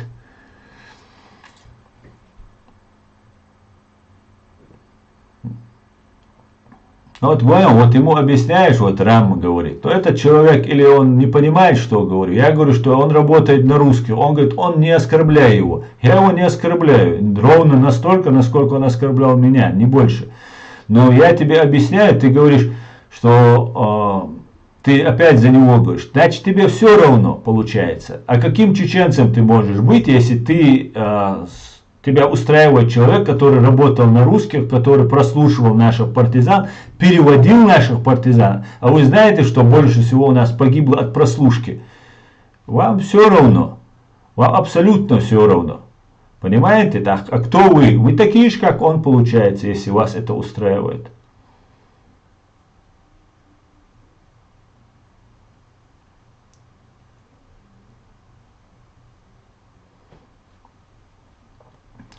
Аслан говорит правду. Аслан говорит, кто есть кто, вот и все обижаются на Аслан. Не надо, зачем из мухи делать слона. Да, чтобы думать, мозги нужны. Да, совершенно верно. Аслан, и где тот, которого стреляли, где видео, фото? Ладно, Тумсик скрылся. Ну вот, смотрите. У них одна задача, у всех у них. У них одна задача, вот эти Ингулбаевы, сразу он говорит, в него стреляли.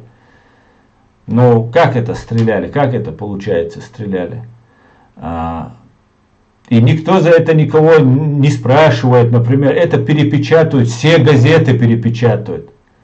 Вы можете просто по этим газетам понять, кто на кого работает. Русская Deutsche Welle, Кавказ Реалии, начинают вот эти Ингулбаевых, всех их растиражировали. Тумсо стреляли, его ранили, его это сделали. Вот и все. Агент российских спецслужб. И сразу поднимается волна. Почему поднимается волна? Теперь это уже понятно. Потому что его задержали, и сразу, чтобы немецкие, Швеция, никакого гражданства, политического убежища в Швеции он не получал. У него не было. Он пытался получить в Литве, под видом, что он украинский беженец, получить документы. В Литве он хотел получить. И начинает рассказывать, что звонит Кавказ Реалии, пишет в Швецию, и говорит, есть ли у вас тут такой человек? Нету, те шведы говорят, у нас нет по этому человеку никакой информации. Вот и все, вот и вся деятельность, которая ведется. И обманываться вы рады. Я не знаю, как с вами разговаривать, что дадиес.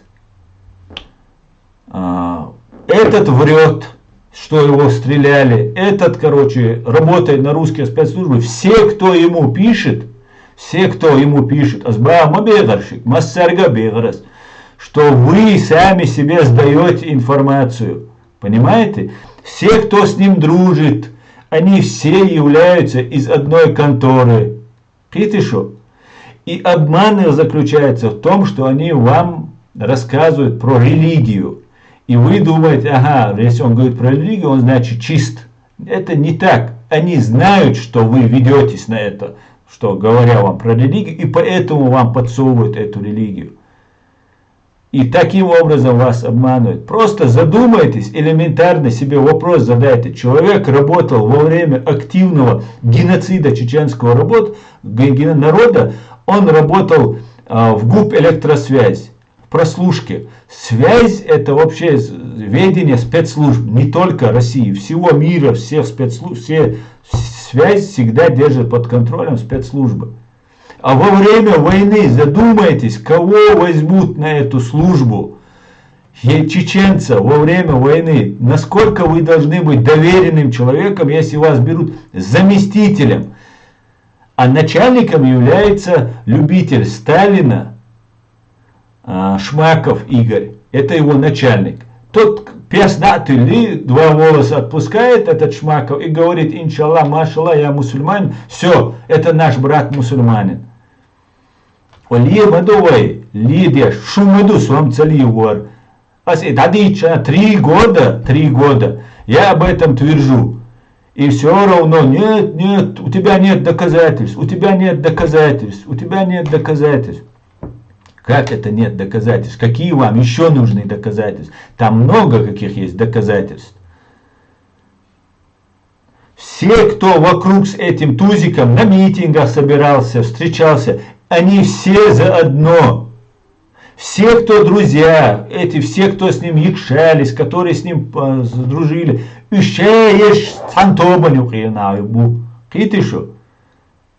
это простые вещи. Если у вас не хватает там понимания, знания, то послушайте, что вам говорят. Ну нет, там он же там красиво говорит, там он не заикаясь, там сказки рассказывает. Конечно, будет рассказывать.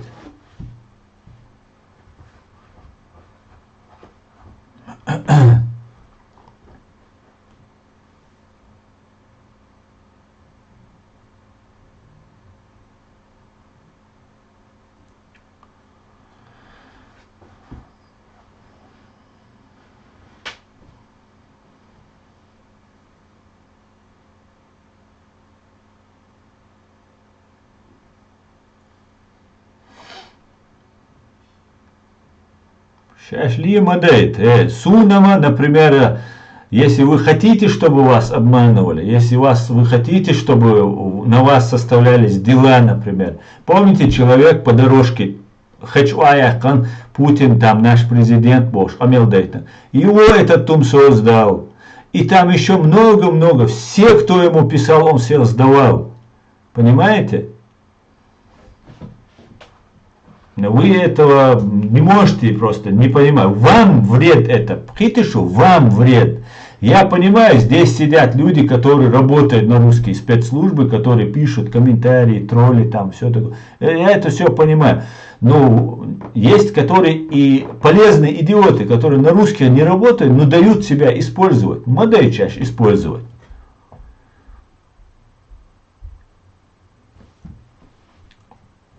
Вот активизировались они сейчас. Начали их Тузика разоблачать, а сейчас Тузик сидит в Германии сидит. А зачем он в Германии сидит? Почему он не в Швеции сидит? Что случилось? Что такое случилось?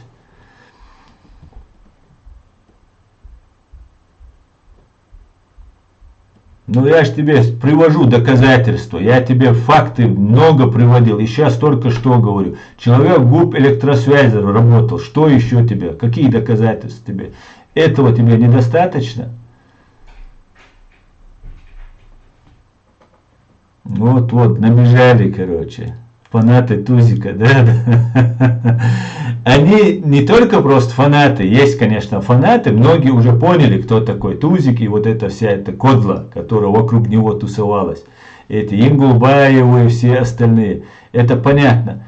Но вот возникает вопрос, те люди, которые являются, на самом деле, являются полезными идиотами. Вот что самое неприятное. Как вы даете себя так обманывать?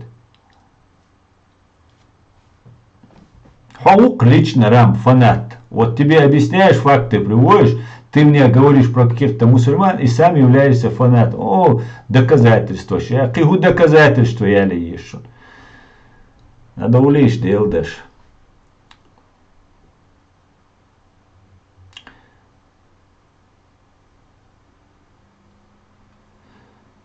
Да.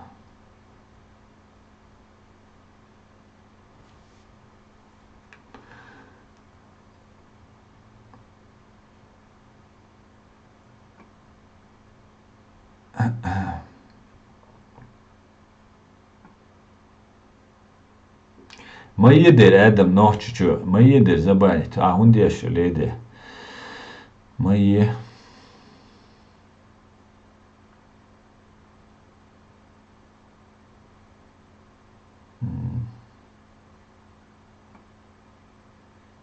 Завтра он объявит, его обменяют.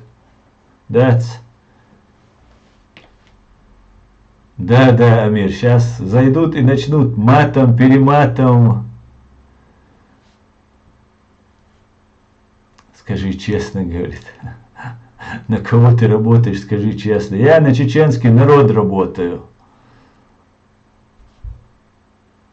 Ассаламу алейкум, Асан. Как думаешь, будет ли еще мобилизация официально? Она и не прекращается. Ва алейкум ассалам, бразер. Конечно, она будет, она идет, и она не прекратится. Она не прекратится. Ассаламу алейкум, соваш аслан дал алшвойло, аслан масобар дол вега. Да иман вегладу догдо. Ва алейкум ассалам, да собарам, да цадит нирца. Он будет диза. Я работаю в ЦРУ, говорит Амир. А что ты сделал для чеченского народа? Ты не говори, что я сделал. Ты скажи, что ты сделал. Понимаешь, что ты сделал, скажи.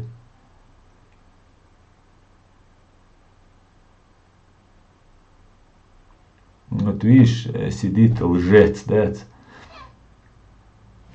Они лицо не скажут. Не скажут, конечно, потому что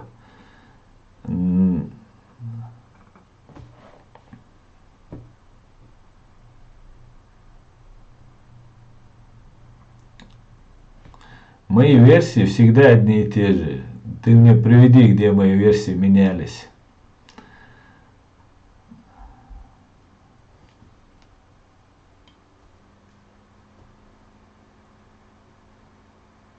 Они не знают, что в таких отраслях, как связь, не работает, если не подпишешь бумагу. Конечно же. Конечно же.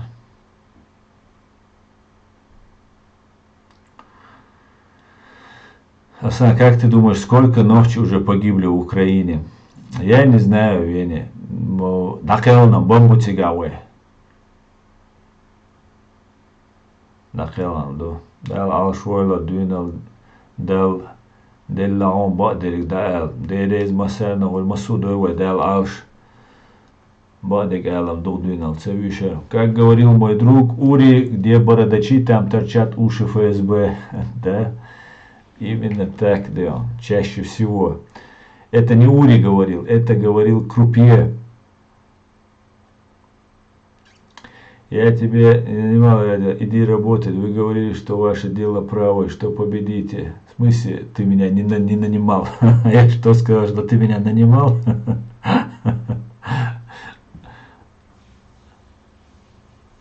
Так, а сам в ТикТоке гуляет ролик, как мама рассказывает про сына, который слушал Тузика, и его убили. Это мама с большим сердцем. Ну, я уже давно сделал вывод и пытался донести до этих людей. Но тот объем пропаганды, тот ресурс, который у них есть. Они, смотрите, мой канал на территории России запретили. Его канал, да, вроде бы он шариат, вроде бы он там это, и как бы Россия боролась с Аллахом, с шариатом там и так далее. Вроде бы должны были его запретить первым. Но было по-другому. И других тоже вроде бы должны были запретить, да? Нет, не запрещают. Не запрещают. Вот мысли ислама сидит. Его канал не запрещает. А он официально, я представитель батальона шейха Мансура, там туда-сюда. Но его канал почему-то в России не запрещает. Почему же так не запрещают? Вот вопрос. И таким образом, то, что я говорю, оно ограничивается в пространстве, а не таким образом. И молодежи, они рассказывают, что я враг, что я там работаю на ФСБ, что я там атеист, что я там сатанист, каратист, что только они про меня не говорят. И тогда молодежь, она говорит, Аллахка из иншаллах, улицу не можаяц. И вот таким образом они нас дурят, нашу молодежь дурят.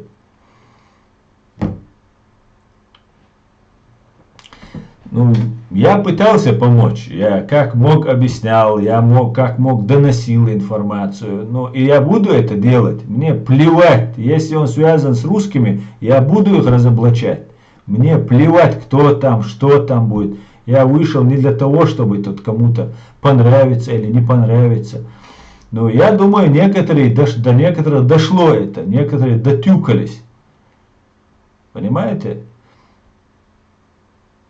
Ну, хотя бы одного спас, и то дело, да? Салам из Украины, слава Украине, Ичкерия будет свободной. Героям слава, салам Украина, салам Мария. Аслан, твой новый модер явно неравнодушен ко мне, как модер Анзора кого-то. Леди, это же хорошо, значит у вас все нормально было.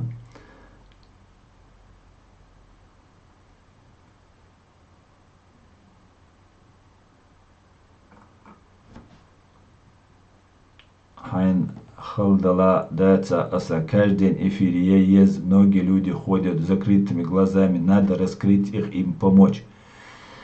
Ну, я постараюсь, Ада Польский, делать, я постараюсь, каждый день я пытаюсь делать, там, через день пытаюсь, просто иногда бывает, надо и работать, надо и кушать что-то, и заниматься своими делами, но будем делать, да, будем работать, да. Мобил баг и от фанатчи, тузики, бюхум, щуп одним словом. Это в основном у него такие же агенты, которые сидят, тролли, которые за бабки пишут. И он сам делает, они разные ники и сидят днем и ночью, строчат, да.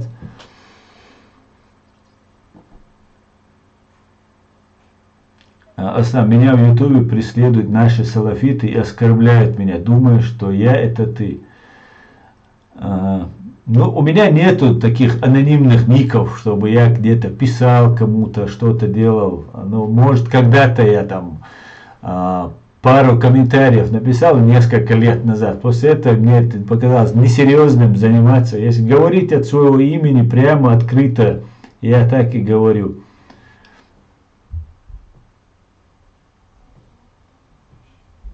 Давай, конюшт, да, санвоч, меткецер. Там система кремлевские кланы, кто у кого хозяин и всего-то. Да, именно так, совершенно верно. Слава Украине, славочки, героям слава. Ты говоришь, что ты работаешь на чеченский народ, а я тебе говорю, то я не нанимал. Да я не на такой чеченский народ. У тебя ник Антон. Просто Антон, и все с тобой ясно. Я работаю на народ, а не на Антонов, да? Антон, Антон, Антон, Камилова. Сот эхты Шварцбо, Рейрк 95, Рейрк, ходуквай, и 95 тадахка, ходуквай, и вай мекшдать, хохсен тяцах Рейрк, и анасю. Что скажешь о декларации независимости Ингушетии, и когда она была принята, спасибо. Виктория, ну вот, я не знаю, о чем вы говорите, вот вчера, позавчера я видел, и в Турции ингуши собрались, и меня это очень порадовало, что они говорили о независимости Ингушетии, это меня порадовало. Я не знаю все детали, не знаю, кто там за этим стоит, что, я пока в это не вникал, но я полностью поддерживаю отделение от России любого. Тумсо собрал списки, все просто. Да, он всех собрал. Всех собрал. Сомрей, Зюцин, Боледи. Все, Адам, Нохчичу. Все, у вас уже совет да любовь получается.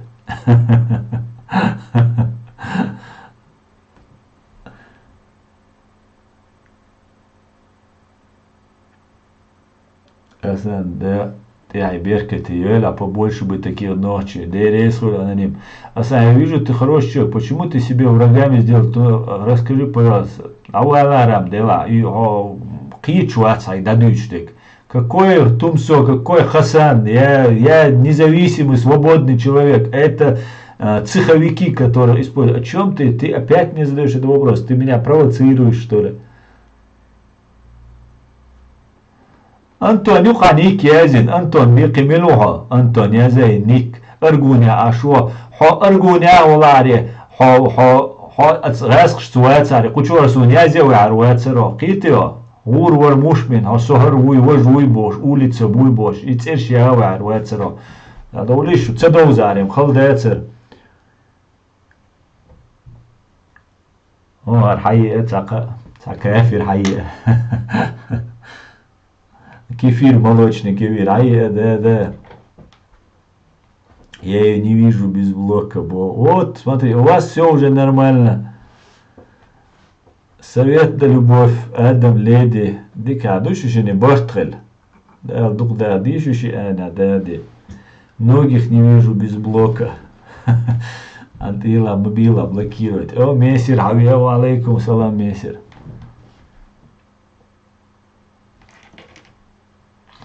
Так, вайстрим, ну давайте посидим еще. Да я ж тебе сказал, Рам, ну ты что мне опять говоришь? Люди работают на русские спецслужбы. Ты предлагаешь мне с ними дружить? Я не хочу даже никак вообще, чтобы меня рядом там видели с ними, понимаешь? Вот в чем вся проблема.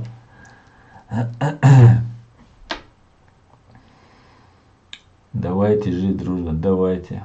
Зачем мне тебя провоцировать? Ну не знаю, я тебе рассказываю, что человек прослушивал партизан. Ты знаешь, сколько ребят у нас погибло из-за телефонных прослушек? Ты просто понимаешь, наши основные потери в самом начале, как только эти телефоны появились, были именно из-за прослушек.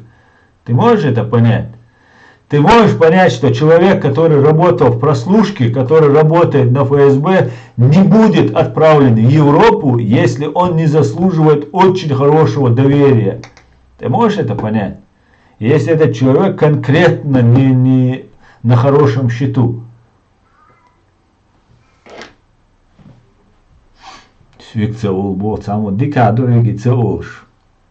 Добрый вечер, святой. Зигмас, добрый.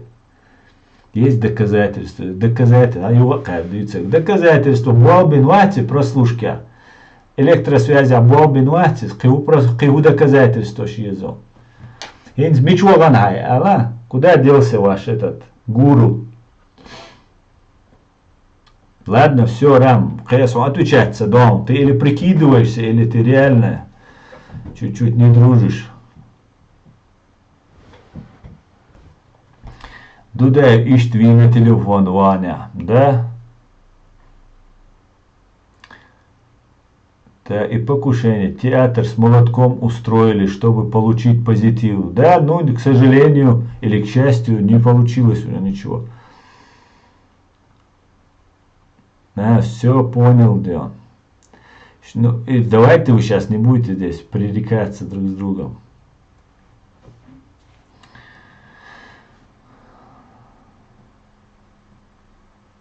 Из Каямекшду Ахильча.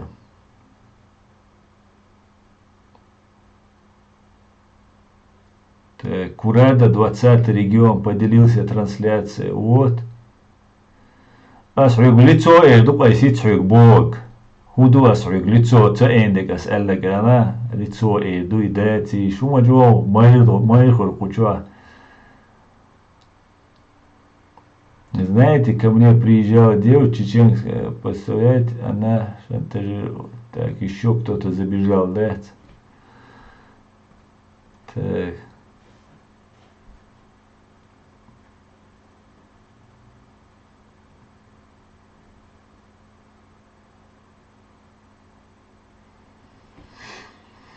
Так что, друзья, смотрите, здесь большая провокация идет против нашего народа. Нам нужно понимать, где идут вбросы против нас. Мы должны в этом во всем разбираться. Я трачу на это очень много времени. Я занимаю почти все время я трачу на это. И пытаюсь как-то разобраться в этом всем. И вы должны в этом мне помогать. Понимаете? Вы должны в этом участвовать. Не просто посмотреть, да, и все, и на это. Вы тоже должны в этом принимать участие. Понимаете? Вот тогда будет результат.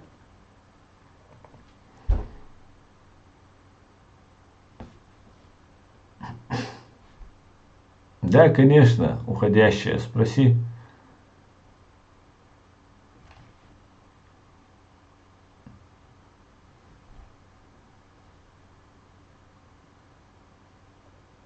Я тебя тоже, Рам, не оскорбил. Абаху Бог тишь. Я тебе рассказываю, что человек работал в прослушке. Ты мне опять повторяешь. Он сам говорит, что это известный факт, он не скрывает. Всех, кто он к ним связывался, он сдавал. Что тебе еще? Ты мне опять что-то говоришь. Вита и волч. Все, и у агент, у авайтан, у и санеша, и дукую ишкуза.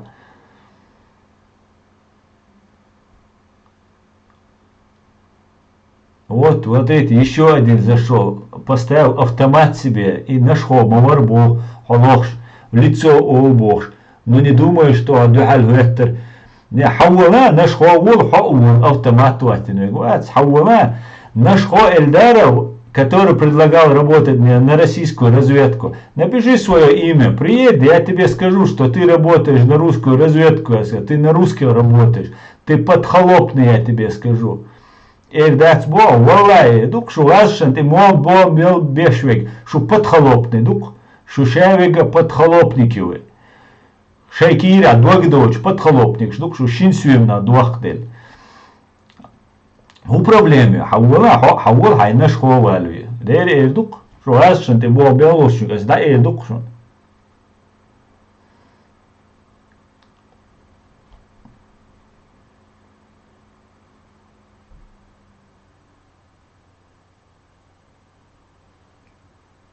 ما تيازي ده заявление, а?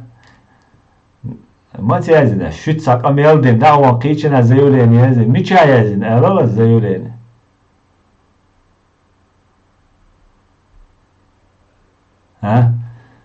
заявление, что я хочу, эш пилиш, кшет, что я хочу, эш фьюч, что хочу.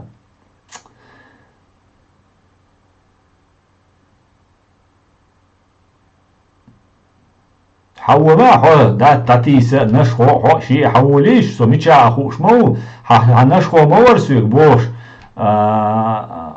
سأدرسون حدوش لا تسون سو شين خاي خويج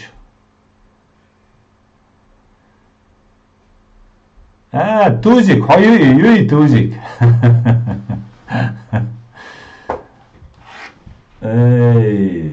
شو تصدقوا زاري خلا داتر غاسخشي ليش اش моерил. Самый лучший вариант для наших соотечественников, если их же отправили на бой, если можно быстрее перейти на сторону ВСУ. Да, и Баду. Весело тебе, Асан. Да, мне веселят, да. Рамзанец, дик отношения, майерха. Мил Рамзану истиша, мил очень сердце, дик отношения. Я делаю, да мы ойлня, мы покажем эти бумаги. Да я тумсу Абдурахмана, я цени еще, das Target ist, das Talentchen, das Schumichel, das Hoi, Hawashi, which is a restaurant in Wobeshu. She's a restaurant in Wobesh. She reagated a deal Shisney, how public, how Belash, she had that Naha Miacho. Yom Deets Nayach, Buhabit. Що рestaurant in Wobesh, ночі Рома зідеш на душу. Китишу, шудар провокації, цугена. Na gulbin, hoyech, hond, hoyech, du bosch, eschbüten, eschnabalen, begdon, gulbin nach. Scho, yech, hojo, hizia, scho, omer, hojo, nits bin.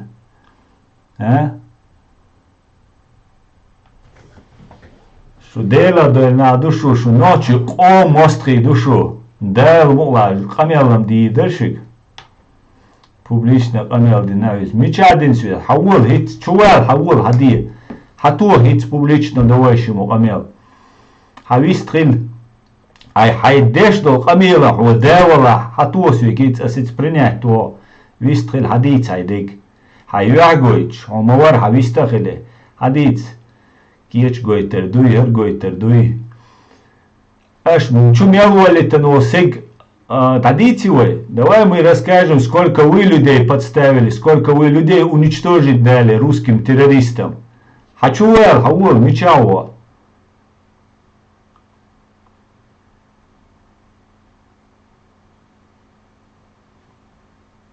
Не позвонит, Амир, это трус. Хачуэл, давай, набери мне, набери. Вот сейчас у тебя есть возможность, вот ты, здесь почти 100 человек, ты же перед 100 человек говоришь, что я у вас там что-то сделал.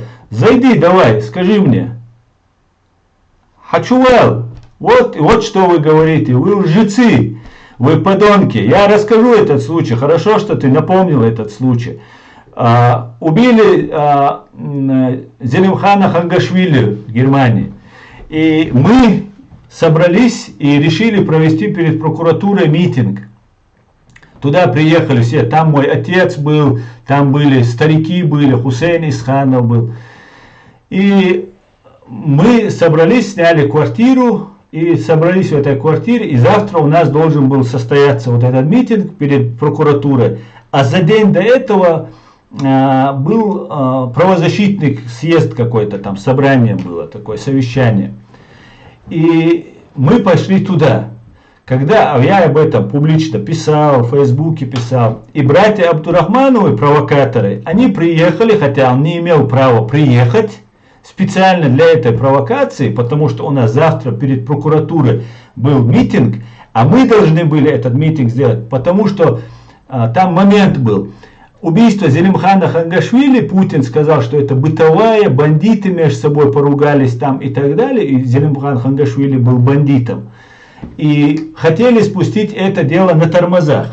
И они хотели это представить, как будто это какой-то бытовой бандитские разборки. Мы же настаивали, я лично писал это заявление, в прокуратуру составлял это заявление, что преступление, убийство Зелимхана Хангашвили это политически мотивированное преступление, за которым стоит государство, российское государство. И это является террористическим актом. Момент. И об этом я везде писал. И я добивался этого. И я добился этого. Я добился того, мы добились. Того, что убийца Зелимхана Хангашвили был осужден по статье терроризм и получил пожизненное лишение свободы. Этот ФСБшник Красиков, Вадим Красиков. И вот эти братья, Магомед Абдурахманов и Тумсо Абдурахманов. Они туда присылают вот этого Магомеда Абдурахманова на митинг, не на митинг, а вот это правозащитное собрание было. На это правозащитное собрание его приглашают, а завтра у нас должен быть митинг перед прокуратурой. Приезжает туда брат и демонстративно ходит между нами. Не здоровается, там старики есть, молодые есть, старые есть. И тогда его мой брат выводит на улицу и что-то ему там пытается объяснить, почему они меня оскорбляют, там что-то они начинают выяснять. И я сижу в зале, совещание у нас идет, и в этот момент мне звонит кто-то и говорит, в интернете какой-то там супер, какой-то хай поднялся, брата Тумсо убивают, там насилуют, там еще что-то с ним делают. Я жду срочно, короче. Выбежал вот этот брат Магомед Абдурахманов, трясется от страха просто. Просто его вот так колбасит всего. Я вышел, я говорю, что случилось? Я говорю, брату оставил, что случилось? А там это место, чекпоинт Чарли называется. Это проходное место туристическое, там огромный музей, там пройти невозможно, туристы везде ходят, там подраться, там побить его никто и не собирает, мы правозащитники вообще. И я говорю, что случилось, иди отсюда, этому говорю, он трясется сам, я говорю, ты так не бойся, все нормально, короче, тебя бить не будут, иди отсюда, короче. И его брат звонит, и ему что-то по телефону говорит. А мы-то не слышим, что говорит. А брат этот, Тумсо Абдурахманов, говорит, убей, умри, сражайся с ними, там это подонки, они трусы на нас. А мы не слышим, что он ему в телефон говорит, потому что он в интернет вещает, мы этого всего не слышим. Я забираю брата и говорю, все, уходим, заходим, все, у нас дела. Заходим, выходим, собралась куча молодежи, молодые, симпатичные парни с большими бородами, они их созвали, потому что мы брата Тумсо там изнасиловали. Извиняюсь, конечно, за подробности, так вроде бы, да, тебе с тобой случилось. В итоге все пришли, мы говорим, мы никого здесь не трогали. Ногчи, я говорю, вы здесь пришли, вас обманывают. Эти братья Тумсо Абдурахманов, это провокаторы. Здесь никого не обижают. Туда приходит один парень, с Гихов, по-моему, или с Яндик Утра, он откуда-то. Он говорит, я Тумсо Абдурахманов. Я говорю, ты не Тумсо, ты провокатор. И потом этот парень просит убрать Тумсо его имя. Тумсо и его сдает, который заступился. Представьте, какой же надо быть подлецом, который пришел за Тумсо, он тоже ничего не знает, этот парень, но он пришел разобраться со мной, потому что думал, что брат Тумсо, мы там что-то с ним сделали нехорошее. И в итоге ничего там нет, он видит, что этот не побить, не трогать. А это бегает вокруг нас, вот этот брат этого Тумсо Абдурахмана, и он бегает и снимает, фотографирует и говорит, он провокатор. А что он на меня говорит? А он лицемер, типа, он туда, провоцирует, толпу собрал, да, до этого он трясся, просто трясся, у него все его, вот так трясло его, когда был один. Когда собрал людей там и видит, что мы его не будем, и я его успокаиваю, тогда он стал смелым.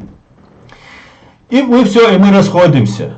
Все, мы там разошлись, все эти ребята, которые пришли, они говорят, если бы, Аслан, тебя бы здесь вот так били бы, мы бы тебе тоже пришли бы на помощь. Мы думали, его здесь избивают.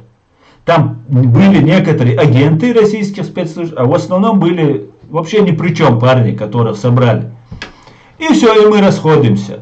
На второй день мы делаем перед прокуратурой митинг, добиваемся, что Вадим Красиков, дружок вот этих пособник, или кто, подельник вот этих братьев Абдурахманов, в итоге, короче говоря, Вадим Красиков получает пожизненный срок. Я считаю, это мой вклад лично, в том числе и мой вклад. И братья Абдурахмана не смогли добиться того, чтобы мы не провели этот митинг. И проходит, а это поднялся ажиотаж, все вот это разрослось. И мне просят люди, напиши на него заявление. Я говорю, я не буду писать, потому что там невиновные чеченцы, вообще не при делах. Я никого имя, я там называть не буду, ничего я говорить не буду. Хотя некоторые ребята я знаю из этой группы, которые туда приходили. И потом ко мне из Берлина сюда в Гамбург приезжает полиция. Самые там какие-то высокие чины ко мне приезжают.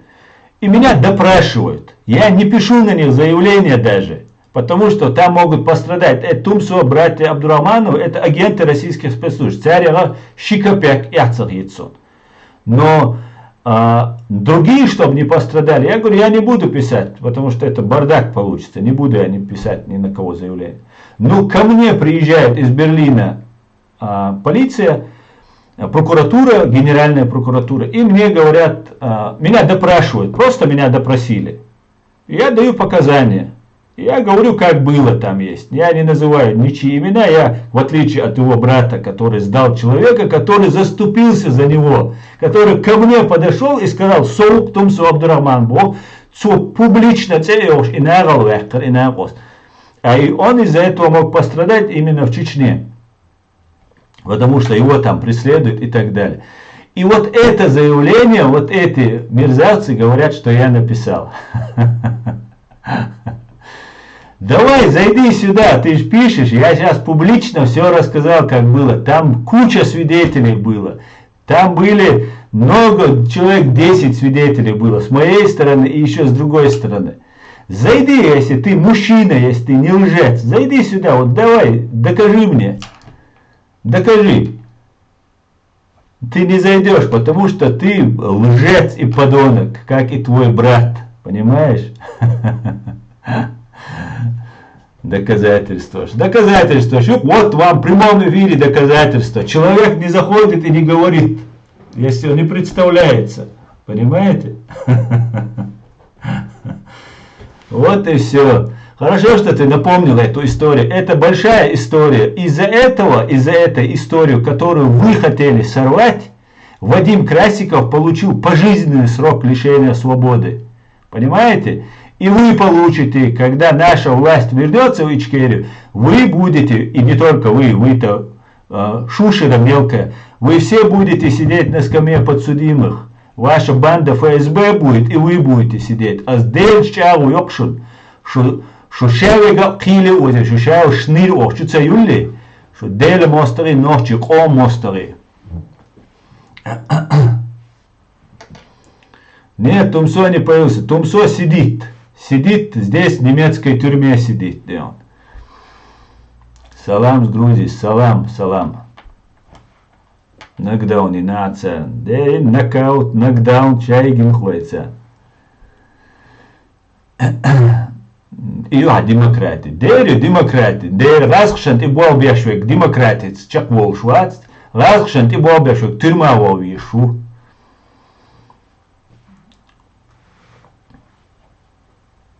Конечно, есть у меня доказательства. Без доказательств я ничего не говорю. Я знаю, что такое презумпция невиновности. Я знаю, что такое закон.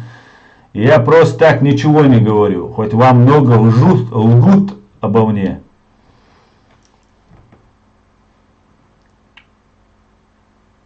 Да, حسق مواد شو يعني سوق أتويت ده حجاب ويازيش يحصل يترداد صندوقهم хочу ولا حقيقة سوق давай расскажи пускай увидят все люди докажи ну зайди закажи что ты настоящий чеченец настоящий мужчина а? хочу вел авистрин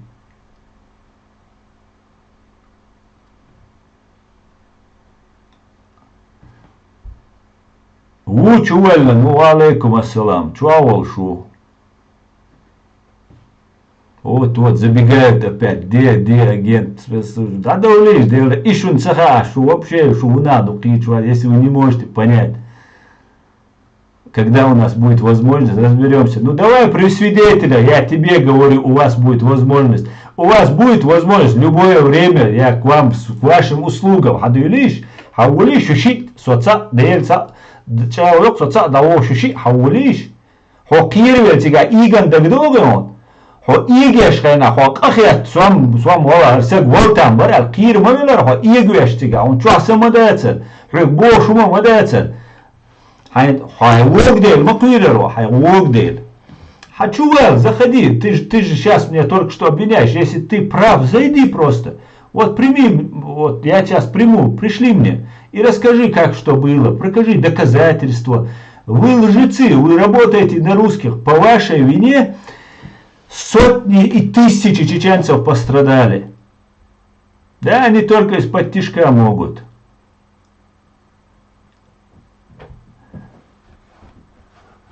Киум маячу, ишт инах ирабеш, на либеш мадушу. Идук шедеге.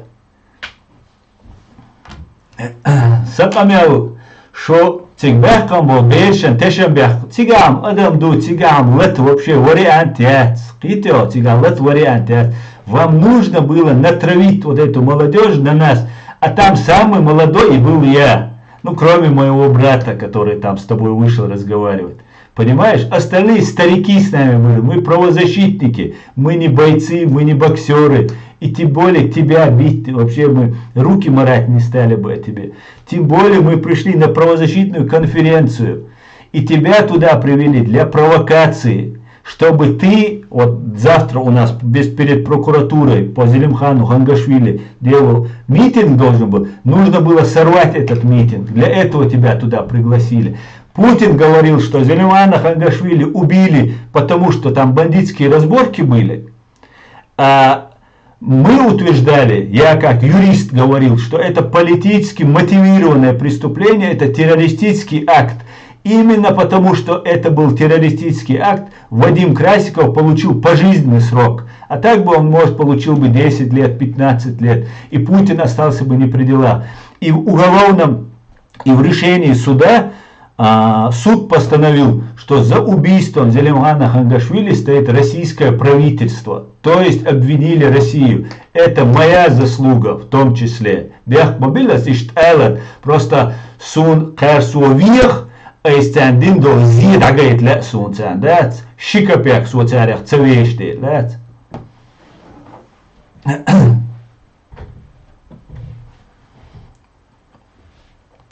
Зелимхан Хангаш был террорист, бог сам. Террорист, ауха, аллах, кивоч.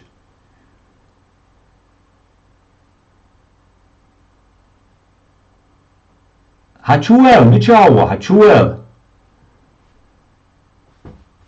Хаул, камел дуэшему. Намауа, вод.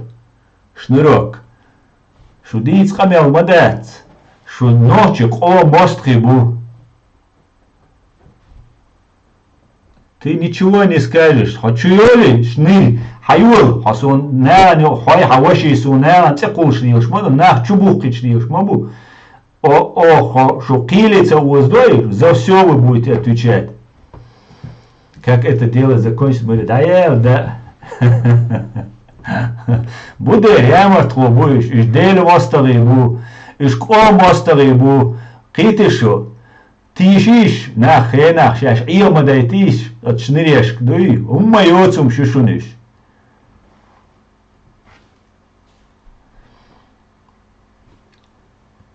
Они никогда не решат сами свою проблему. Их задача провоцировать оболваненную толпу. Помогите, мы ахишки Божь. Совершенно верно, Адудавлету. Именно для этого они привели туда молодежь. Именно поэтому я пытался, чтобы не было конфликта. Там и конфликта не было. Кроме вот этого брата, который начал там что-то визжать, там были адекватные ребята, и никто не хотел никаких провокаций. Они мне сказали, Аслан, потому что я некоторых из них знал, они мне сказали, Аслан, если бы сказали бы нам, что бьют тебя, мы пришли бы тебе на помощь. Вот и весь там разговор был. У них ничего не получилось. Но это была провокация, самая настоящая.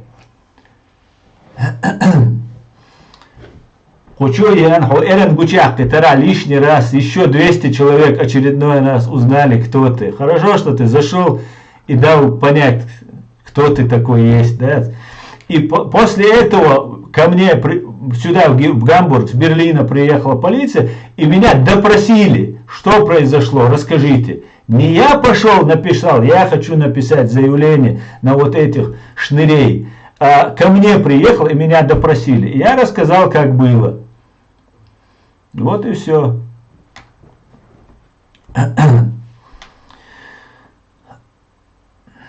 Делак, хойден шухарцач.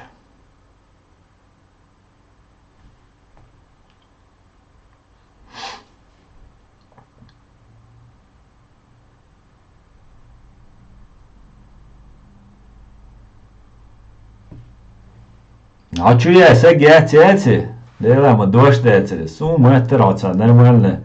Бадыш, что я на чок лиро. Бадыш. Сюрч дош, ворот кайла. Цевали тогда стумсо, чу. Но бадыш, вот сама кашня, кастом ди, дуй. Расшен, ты бог мелбешвик, уй.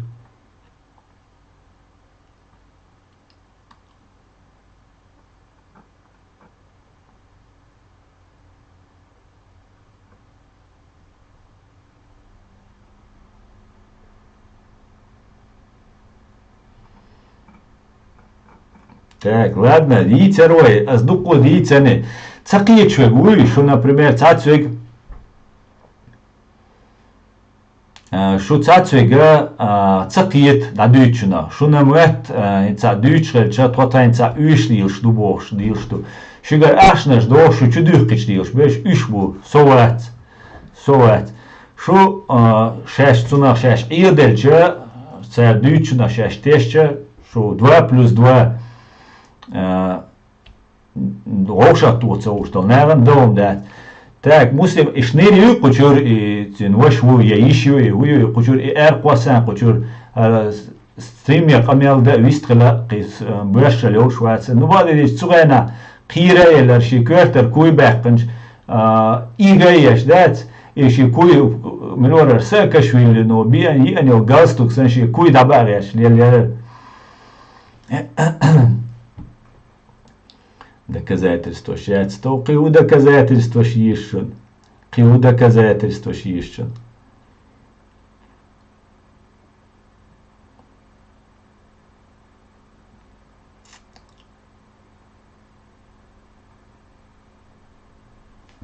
Аслан, не ленись об этом случае говорить и повторять. Новые зрители знают и верят в версию Тумсика.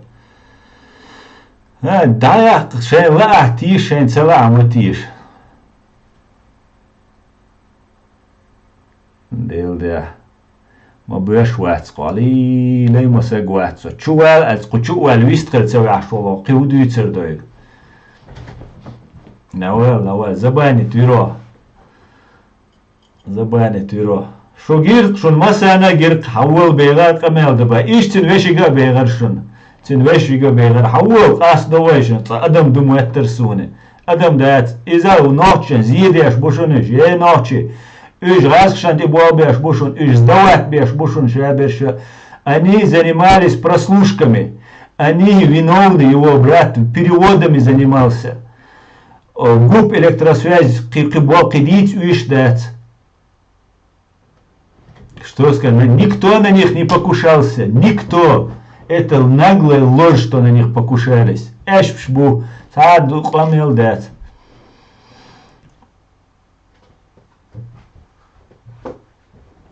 Ладно, додоль шо. Уже по швам трещит русская наебателя. Да, сейчас они уже не шариат строят, они сейчас демократы делают.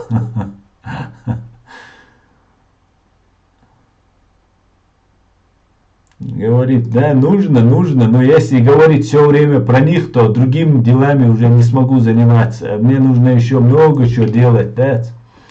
Друзья, все, кто хотят увидеть, вы можете посмотреть то, что я рассказал. Все, кто вначале не увидел, вы можете посмотреть у меня на канале в YouTube. Все сохранено, все записано. Каждое свое слово подтверждаю. Мегерду. Шу адикюрель.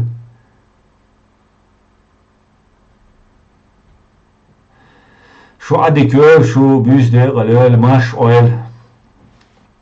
Все будет Ичкерия. Всего самого хорошего, друзья. Вроде стрим был на русском, но я иногда перескакивал на чеченский.